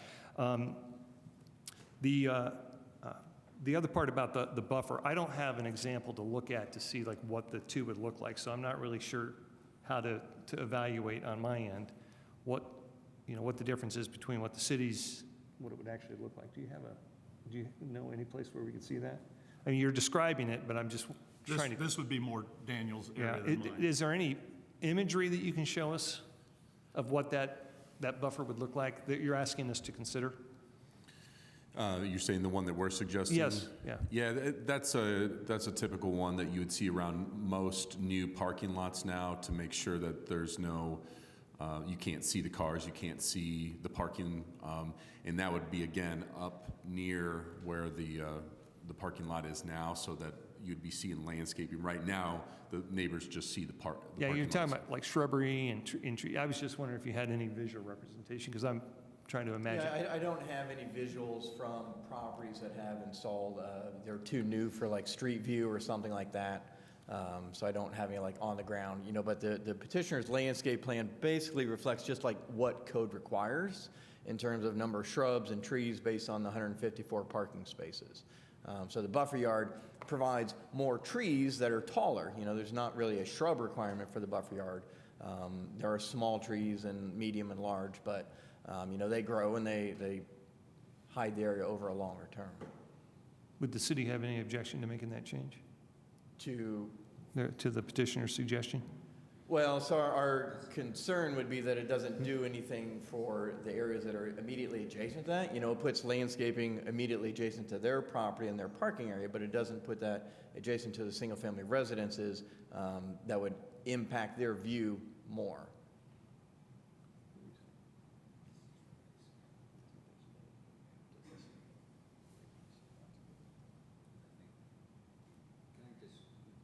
So the area the area we're talking about, is I'm looking at the plan that's in the packet that Bynum Faneuil and Associates put together. And so directionally, I may be a little off, but I think this area that's to the, what is it, the kind of southwest diagonal of the back of the building, that's the photo that you showed between the two houses and the churches there, right? I think he took that photo between the two houses, that one, that's from the city. That's the north. That's the north, okay. But Joe, I guess to answer your question, do we have an objection? We had to base our staff report on the criteria, obviously. And so that is where our challenge lies, is that, we did not find that there was anything unique that did not allow them to put in the buffer yard as required. We were offering a compromise, given the length of the property and what would be required with that buffer yard, to only require it for half of that, for the portions adjacent to the parking area. So I'm sorry. No, please. So Eric, in your in the packet, I have no idea what page it is, but I think, well, that image right there, who owns the land where the retention ponds are? I think that's owned by Westward Ho, which were the original developers. That's correct. Yeah. So then the open space north of that retention pond, that's just kind of barren right now. How much of what's being proposed, I don't see anything that's being proposed that's where the city wants to see additional landscaping beyond what was submitted by Bynum Faneuil? No, so on the screen here, where that red line, that kind of indicates the extent of where the existing parking is, and then where the existing, or the proposed parking extends north. So our condition of approval was just the buffer yard along those portions of the property where the parking is. Yeah, okay. They're down here now. I did have a question on the setback, which is, What was the rationale for building it so close to the street? But since it's so long, why not build it towards the back of the property and longer?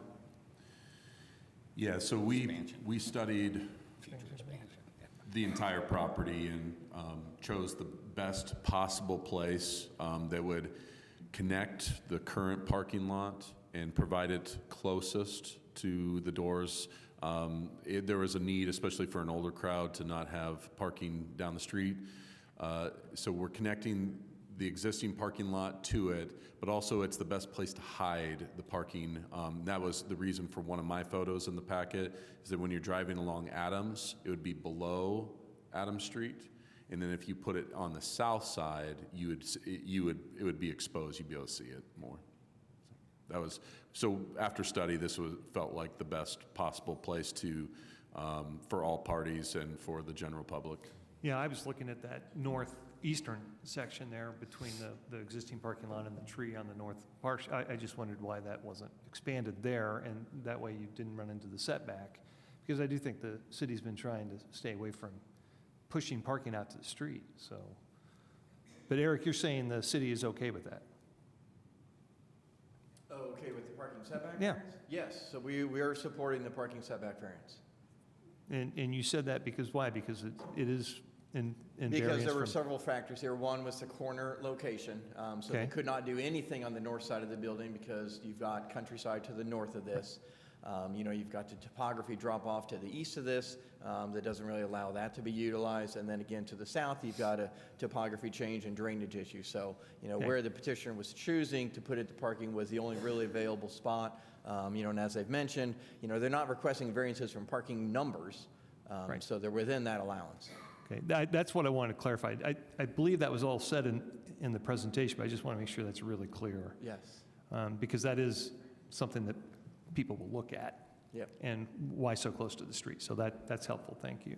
And the fact that they were able to meet all of the landscaping requirements for that new parking area, that helps visually buffer that. Okay. One other question then for city, and this goes to address the petitioner, which is if someone were to make a motion and they wanted to address the idea of allowing for a change on the type of plantings you were talking about, what are they, the buffer zone, would someone be able to add that to the motion? Yes, so you can certainly modify the condition of approval. The condition of approval says that a type 3 buffer yard is required along, the section of the property. You can modify that condition and say, a type 1 buffer yard. Or type 2 or something is required, and then modify whatever length. Of course, is we'd have appropriate. findings to go along with that. I just wanted. Well, you don't have to necessarily make findings, as long as you are approved. We made findings to support the variance for the buffer yard, but with the limitation of the condition that it's only for this portion on the red and, a type 3, but you can modify that condition without modifying the finding. Okay, because I do think we could actually if we needed to, so that's why I was asking. So I don't know what the motion will be, but I wanted to get that out of the way, should it occur. Any other questions?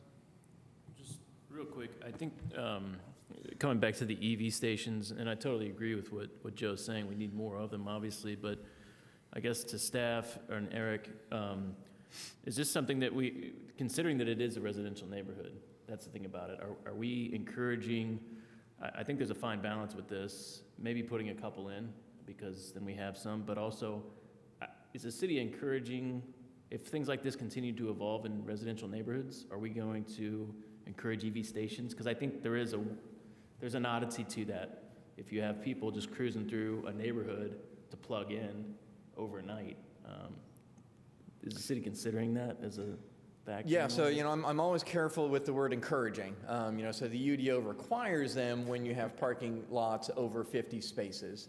So, when you have a use that has that many parking spaces, hopefully over time, you're going to have a certain percentage of people driving electric vehicles. And so you want to provide services for those folks. So not every use has to do this. It's just multifamily for the most part, commercial, industrial employment things, where you're going to have a large amount of surface parking areas. And so you provide for people that will be providing parking there and you needing that service. Likewise across the street for Regency apartments, if they were to expand and do something because they've got more than 50 spaces, they would have to install those. And so, There's a wide range of uses that came in obviously before this provision in the code was in place, but we want these to happen. And so that's how you get them, is certain triggers that somebody is choosing to do or that they're going through that requires this to be installed. So, the UDO encourages those as a requirement. Okay, thank you for that. So, and I want to piggyback off that. There's two sides to this. It's a problem for the church, which is the larger issue that the Reverend brought up, which is the idea of, let's just say, nefarious folks coming in. During the day, when you're open on a Monday, you have childcare or something going on, they park the car there. If it's a slow charge, it doesn't matter what kind of charger it is. They look around, is there a bathroom, da-da-da. I mean, because that's what you would normally find at a charging station at some shopping mall area. Okay, so I think that's a very valid issue to be concerned about. But on the flip side, you have the issue of it's a residential area, and most people who are looking for a charger are not really looking for a slow charge in a residential area. They're looking for a fast charger in a parking lot of like Lowe's. So my point there is that if chargers were to go in, if we were to request it, my belief is because of an influx of more and more people buying those, it actually would be doing a service for the residential area, for those who need it until such time as they get their own, or they just may need it for the short term. So it's a really difficult question because of what you just brought up, is this is an odd location for these to exist. I'm sorry, Reverend, would you have something to add to that, those two conditions? No, I appreciate that. I appreciate seeing both sides of that. We certainly see both sides of that.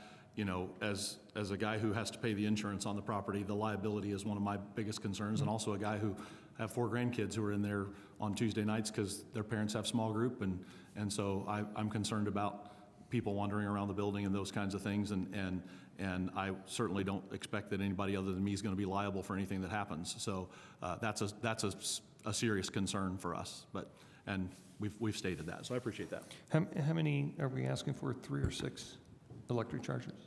6. 6. Okay. Mr. Throckmorton, if I can make a point, these don't have to be public. It's not like we're setting up a charging station for the public, right? So like when you build an apartment complex and the code requires electric charging stations, the idea is, right, that the people who live there, who might have vehicles that can be charged, can charge them while they're home. So in the same vein, these can be put in and only be for people who are using the church. You beat me to it. Coulda, shoulda. Exactly, because they don't have to be like on the Shell network. They don't have to be on the EV. You can have it restricted for the people that have a code or a card or access granted. Like the point you made, maybe it would be nice for this to be a spot on a chain of car charging stations, but that's not what the code is asking for. It's just saying you have to put them in. And then if you have enough users that you require this extensive, parking expansion, it seems that over time you may have 6 people who would like to plug in while they're there for a small group for 2 hours on Tuesday night or whatever. So it's the option it's like normalizing that if you're driving an electric vehicle, places that you frequent, like your home or your church or a business, can offer you the ability to charge. Like I said, so you beat me to that point, which was that's okay. That's great that you brought it up, but that is the next point, which is you can certainly drive into a charger anywhere, and that doesn't mean that you're going to be able to use it. Because they have different ways of payment and access. So, which is to Jackie's point. Yes? May I just add to that? In that we are aware that we could restrict that, and that if we were to restrict it to the point where we feel like we're not allowing them to use it, that's partially why we would just ask for them not to be there if there wasn't, because we feel like if this was at a commercial business where there is a regular user, it's a daily use, or there's people that would regularly come in and out. In this case, we feel like the number of charging stations that are being proposed just based off of the number of proposed parking spaces alone isn't, we don't feel as representative of what the need actually is, and so that's why we're partially what she just mentioned. So if we're going to go that route and then restrict them, we would just ask if we would do little or none. That's partially my point. No, that makes sense, and it does fall under that idea if it may not be obvious or a big need or a need at all currently, but it is this idea of looking forward because things are changing.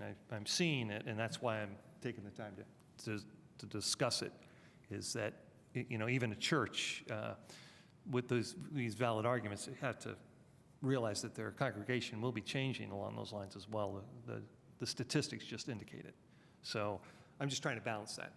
I get what you're trying to do. You're trying to balance the economics, also the current need, I get that, but looking ahead. I think there's been a few different reasons why, and I think sometimes we're hitting heavy on it's financial. But remember, there's three things. Financial, we feel like the use is not conducive to a normal commercial use because it's more of a weekend-heavy deal for even the use of the entirety of the parking lot.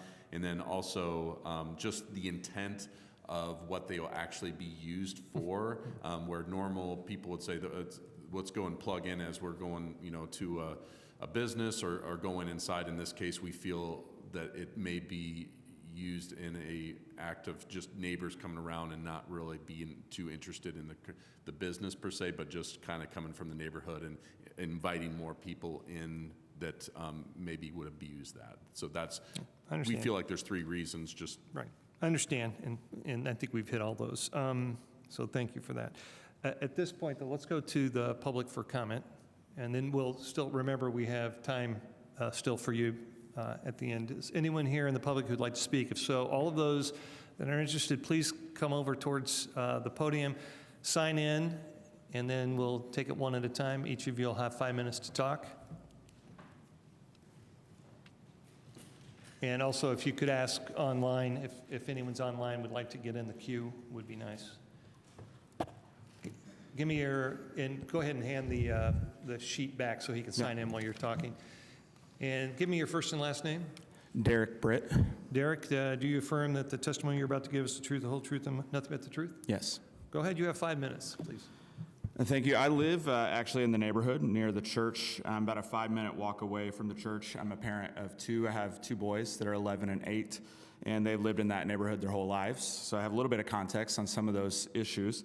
As a member, and I'm a dad that cares about the safety of my kids, obviously, and the kids in our community, and there's some unique reasons for that in our community, specifically with parking and traffic and things like that, some of the history there. So I wanted to speak to that and some of the safety issues with why I feel like the parking is necessary, but then also I want to speak to the EV issue as well. But first, the expansion for me, when I heard about it, is about safety, not just convenience for the church. Specifically the second entrance and some of the things that they're trying to work through. Anybody who's had to navigate the church parking lot on a Sunday could tell you that this is a challenging environment. And really, I guess because I think you understand that and see some of those things, I won't belabor that point. I would just use Summit Elementary as an example. Some of you may remember that Summit was set up very similarly and had an entrance and exit that was all in one place. And the crossing guard that was there, Terry, that I knew well because I walked my kids to school every day, actually got hit by one of the cars coming into that lot. And I mean, this is a little graphic, but I mean, I'm walking my 7-year-old to school and there's blood stains on the ground, and, So it's like one of those things where it's like, man, this is crazy. And then one day something happens, And I do feel our security, some of them are here that work on this every Sunday, which I'm really grateful for, but they're just up with some unique challenges because it really narrows the road a bunch because you've got parking on both sides. Then you've got, people exiting and they try to space the services out and make sure that all that is good. My kids like to ride their bikes to school. They can't really do that, at least for me, if it's too close to a dismissal time or whatever, just because it's too scary. I love the idea of being able to control that traffic a little bit better. I've lived actually all around the church. I lived on the backside and shared property essentially with the church. My kids played soccer back there on on one of those pictures you can see all that grass, using the pond, fishing in the pond, that kind of stuff. That's the way the church is in this neighborhood. So I appreciate you bringing up that residential component because it really is unique and different. But it makes me think differently if the makeup of the community. It's a bunch of condos, a bunch of young families kind of on one side, and they're building more and more out that way, which some of them are probably disappointed that they got more and more parking lots going out that way when they look the other direction. But you have a lot of kids in that neighborhood, a lot of people walking their dogs. I mean, this church sits right in the middle. There's hundreds and hundreds of homes. And for me, the EV charging stations, and I can appreciate that last comment about how you can put in different charging stations and you don't have to make them available to the public. Actually, there's a lot of communities around the country that have installed them, and then communities have said, hey, why are we doing this? When it's right next to an elementary school, and then they've made a restriction that only the people that work at the institution can actually use the chargers, and so they start shutting them down in the school year, and you can only use it in the summer. And I think if we're looking at Joe's suggestion specifically, which is about the west side, which, I'm for that expansion, but I think to me, that's a great argument that we need this.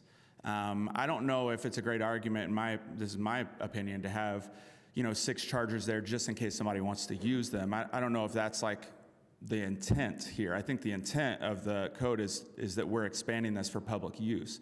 Well, we're using it in a public way, in my opinion, with that many kids in the neighborhood, and you got people that are using the playground, you got people that are just all around in this space, having chargers that people are using for a couple hours at a time. You're now messing, I don't want to be, alarmist or whatever about, what could happen, and that the insurance things are for him to deal with. But for me, it's thinking about kind of just the influx in and out, strangers in that residential area where people all know each other's names, and it's just a weird dynamic to play out. And for me, I don't totally understand why this on the west side would be the expansion point in the center of that space. And so for me, I personally would feel pretty strongly. I think, and the other thing is, you're not really asking the neighbors. Right now, we're talking about, the church, you might want to do this and you might want to serve people in this way, but are people really interested in inviting this and kind of messing with the character of that neighborhood when we don't really know what it's like? You may not know, what that's going to do to that community, and it is unique in Bloomington. So that's my piece, but I appreciate the time. Thank you. And state your first and last name. My name is Dennis Turner. And do you affirm that the testimony you're about to give is the truth, the whole truth, and nothing but the truth? I do, absolutely. Thank you. You have 5 minutes. Thank you so much for taking the time, not only to hear us tonight, but all the others that you hear, and dealing with the detail and the precision that makes Bloomington the kind of welcoming community that it is. I have been attending Cornerstone for 25 years. I was a young man then, and I'm part of that older crowd that was referenced earlier. And so my presence here tonight is to appeal to you as you hear this presentation, to understand that Bloomington is a throbbing spotlight for retirees. And I know you all have worked hard, and your colleagues have worked hard to make Bloomington the kind of place that welcomes all ages. And one of the things I've enjoyed about Cornerstone in my 25 years is that it is beautifully Bloomington. It is diverse. The ages are all across the board. One of the things that I appreciate as a veteran human is being able to rub shoulders and to share heart and to share concerns with those generations that are younger than me. My wife teaches, we've been in education all of our years, and my wife has gone back to help out a second grade class. And she was surprised, delighted, and a bit exacerbated when one of the students said to her, "You even taught my grandmother." So I have been able to see in my 25 years how not only the community has grown, but as the church has served and has been a steward to the community. So my presence here tonight is to thank you for entertaining this request, and the fact that it harmonizes with everything that Bloomington stands for. And that is the fact that you are, if I understood correctly from the email that I get from your senior community newsletter, is that you may become the country's first Beeline Trail collaboration for a lifetime community district. And also, you're one of the 5 national community, not just agenda, but agenda sites. And I certainly fit into that as being a part of the generation that can appreciate everything that's happened in Bloomington over the years, and the 25 years that I have been here not only as a student, but as an educator, and now as a member of Cornerstone. And when I think of extra parking space, not all of those not all of my peer group has a sticker in their dash that says, you know, they can park anywhere because they're disabled. But I can tell you that I will say 150 to 200 is probably a small exaggeration, not really. 150 to 200 in my peer group that do come on weekends and in other events. And so having additional parking will certainly make it easier for them to access the church. Again, thank you for your service and for the time here tonight. I do know that we have one hand raised. I believe I saw it earlier. Is that correct? Okay. Anyone else in chambers who'd like to address the petition? Otherwise, I do believe I saw someone raise their hand. Two? Oh, yeah. Yes, I'd like to say some things.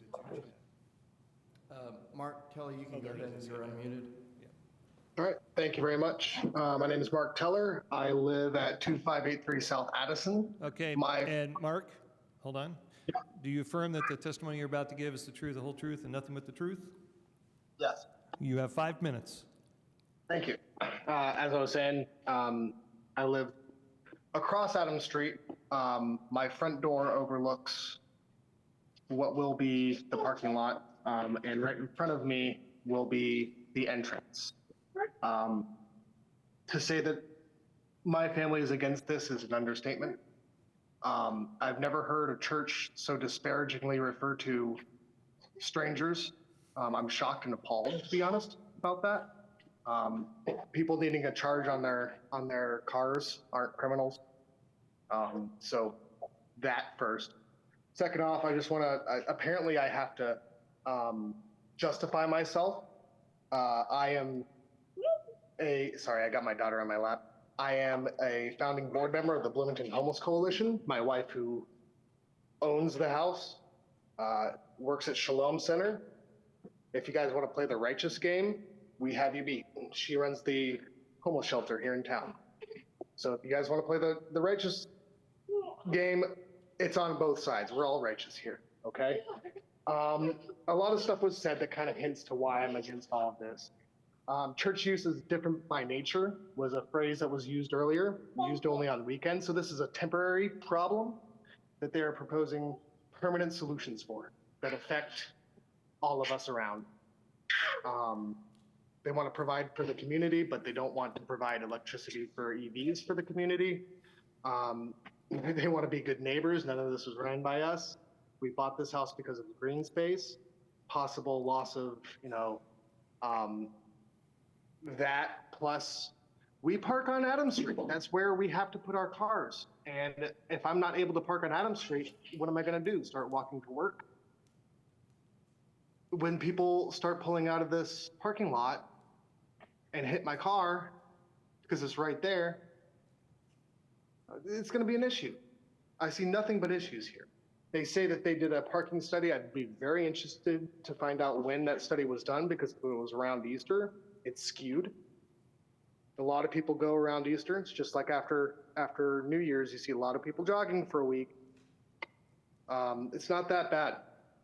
I have an 18-month-old daughter. We take walks every day. I've never been hit by a car. I remember when that unfortunate person was hit, and it sent ripples around this small community around here. But that was a one-off instance where somebody messed up. And I don't think we should be affecting this much change based on something that happened years ago.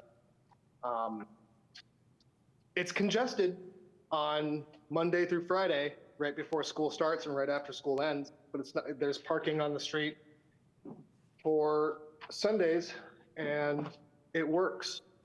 Also, another thing that could happen is there could be multiple services throughout Sunday. They literally stated 9 to 11 is service. Whole lot of day left. everything I'm hearing is just, we've been forgotten. We're homeowners here. We're taxpayers here. We've been forgotten on the other side, on the west side of everything. Everyone's talking about the east side, but we're not happy with this. And everybody that we've talked to along this road isn't happy with this, but they couldn't show up because they have kids and they don't have the multitasking abilities that I have, or they're still at work because these are townhouses and we work for a living. That's all I've got. I'm staunchly against every single part of this. Okay, thank you for your comments. We'll go to the second person who had their hand raised. Could you state your first and last name? Hi, my name is Jeffrey Stafford. Hey, Jeffrey, do you affirm that the testimony you're about to give is the truth, the whole truth, and nothing but the truth? Yes. All right, please, you have 5 minutes. Okay, like the previous commenter, I am a homeowner of an adjacent property. Just to be clear, I am not one of the ones who already sent in a letter or a phone call. But I am also opposed, and my family is also opposed to expanding the parking there for many of the same reasons that the previous commenter was, which is basically not in favor of expanding from turning this nice green space, which is one of the reasons that we bought this house, into a parking lot when it's only a once a week issue. They park on the street and its street gets full and, it's once a week. And I think we don't need to build a parking lot for that. And especially the church's arguments about against putting in the electric vehicle chargers, saying that money could go to better uses. Like one of the board members said, that argument could apply to this whole thing. Why are we building the parking lot at all? It's a big expense. That money could be spent in better ways. I was also a little bit confused about all of the talk about putting in electric vehicle chargers, attracting strangers to the neighborhood and all of this stuff. That seems very strange to me. I would have never considered that. It's just a car charging station. I don't know. To me, I guess the charging stations, they're super expensive and maybe there's not a huge demand for them now, but there's a reason that law is there. If you were going to allow some variance on the chargers, I would say it seems like a reasonable compromise would be to allow a smaller number. If they have 0, people that need them in the congregation right now, maybe allowing 2 or 3 instead of 6 would be a good compromise on that. But overall, we would prefer to keep the green space and not have a parking lot at all, is our comment. So thank you. I will pause a moment to see if there is anyone else online who would like to make comment. Seeing none, I'll go back to the chamber. Anyone? Okay. With that, we will return to the petitioner. How much time do they have left? We'll go ahead and put that up for you, and as that's coming up, I'll just reiterate. This is this amount of time you have in order to address any previous comments. You may be asked questions after this, but this is your last opportunity to present any new information to us. You have 8 minutes, please. Sure. There's a few things that were said that I just wanted to address and make sure it's clear for the neighbors across the streets, and also for, just to clarify the statement, maybe we had said it, but we didn't mean for it that there's never going to be nothing happening during the week. It's the amount of parking needed is for over the weekend. And so that for that reason, those wouldn't really be used. And it's mainly pertaining to the EV parking stations, that they wouldn't be used for that reason, because it would only be over the weekend, not that there would never be anything happening. It would just be very seldom and lightly used, perhaps used by other people coming in. So that was that point to that. That study, that parking study, was done over a year period, and that's in your packet. So that's actually over a year period, so that was not done just over. That's a balance of every single Sunday throughout the entire year, showing the need for it. So that's that one.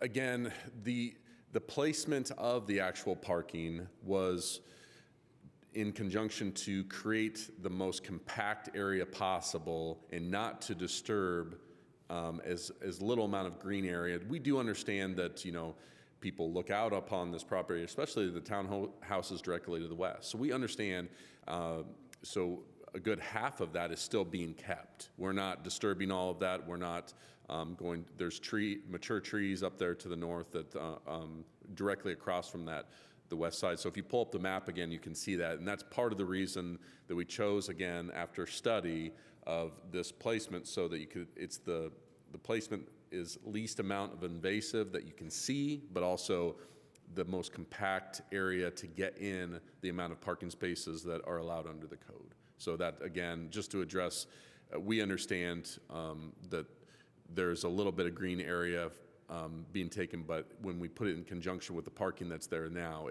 we felt it's also compact, but at least invasive that will be seen the least, to reiterate that one. Anything you want to add? Just want to add, my son and daughter-in-law lived in one of those townhomes, so I've been in those townhomes. I understand they do have garages and parking in the back in addition to parking on the street. And also, what they look out on currently right now is a street. There is a street between our property, and my understanding from one of the people who sent a letter or called was they were told when they bought that would always be a green space. So someone was perhaps making them promises about somebody else's property. And so, I feel bad that they're saying, hey, this is green space and it's being taken away, but this is privately owned property, and we do want to be good neighbors, and we're not trying to virtue signal or we're not trying to play a righteous game. We're just trying to say it is a zero-sum game in terms of, like, we're trying to put in the minimum amount of parking that I'd like to have more. I'd like to have more than what the ordinance allows, but that was yet another variance that we would have had to ask for. So we're trying to, again, compromise in a way that is amenable to everyone. If there's any more questions, we're happy to answer. Okay, so with that, that'll use up the remainder of your time, and then if there's any questions, we'll address you from the board. The one thing that we did not talk about with the staff is there's going to be that new curb cut too, is that correct? Yes, the site plan does have one new drive cut, and I can show that on the screen. Yeah, I thought it was there on the north side. So, Yep. so that should alleviate some of the in and out kind of congestion. Yeah, okay. Back to the board, either for action or for additional questions of the staff or the petitioner. Do we have any questions or comments or a motion? I'm happy to get us started. People might, So for case V1725, on the proposed findings, number 1, I would like to change it to read, the granting of the variance this is related to the electrical vehicle charging. The granting of the variance will not be injurious to the public health, safety, morals, or general welfare of the community. That would just replace everything else. Proposed finding number 3, I would amend it to read, the BZA finds that the strict application of the terms of the Unified Development Code, given the nature of their nonprofit, community serving mission, will result in practical difficulties in the use of the property. And then I would say, based on the report and the amended findings, the BZA approves the requested variances from the front parking setback, electric vehicle charging stations, and buffered yard landscaping requirements with the following conditions: keeping number 1 and number 2, but eliminating the one on the electrical. I guess eliminating number 2. Yeah, and keeping number 3. Keep 1 and 3. Okay. So that's the motion. That's the motion. Do I have a second? Okay, thank you. And then, if I could, as it relates to the electrical vehicle charging, I mean, I think there's really compelling arguments to be made on either side of this. And I appreciate that that portion of Southwest Bloomington is a bit of a charging, desert, if you will. I would just note that the city has a couple of lots along the road at two different trailheads. I know that they're not as big, but if you wanted to, add one or two charging stations, if it's such an important thing to the morals and safety of our community, it seems like that would be an appropriate thing for the city to do. I think, and I get Joe's point. I mean, things are changing. I would just think that in the context of the congregation, let the demand drive that, rather than us just presuming it and forcing them to spend the money.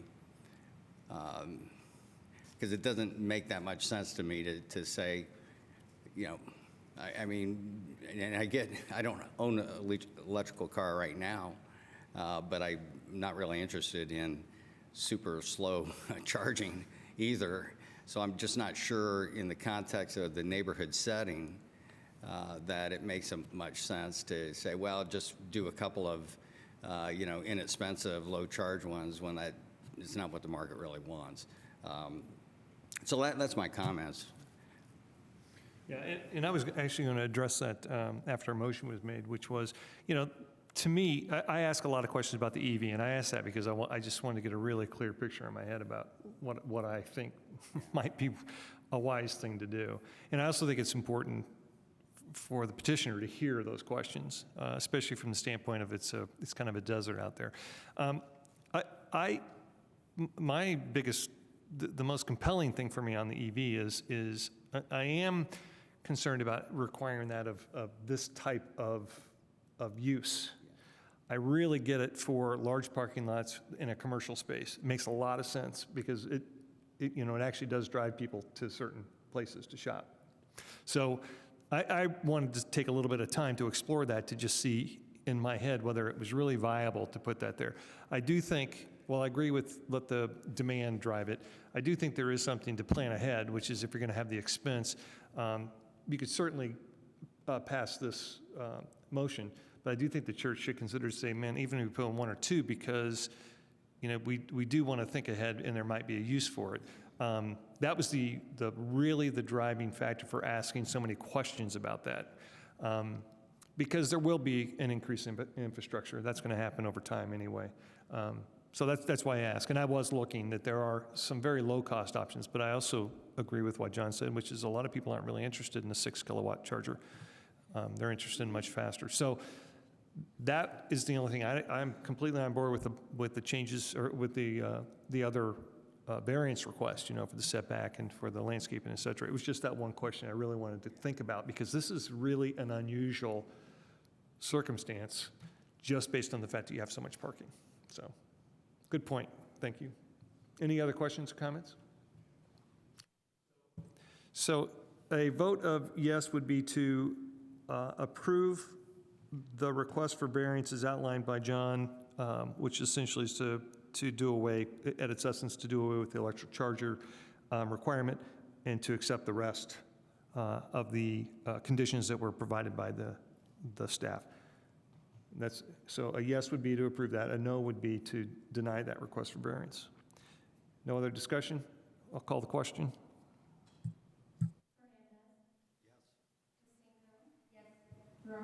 Yes. Ballard. Yes. Okay, so the variance passes 4-0 as stated in the motion. Congratulations, good luck. A couple of things I did want to put on. This is old business. Did we have another petition? Did I? That's it. That's it, okay. So in terms for the city for old business, I had a question about that parking lot across from the Graduate. And there was a 3-year sunset on that, is what I thought. And I just wanted to clarify that it was not a 3-year sunset. They had to tear down the building that was there, the old Monroe County, and build it within 3 years. That was So that was the confusion I had. I have not had an answer on, I did have an answer on the People's State Bank, which was, it was granted, so. All right, that was it. I just want to clear up those two pieces of old business. With that, we're adjourned.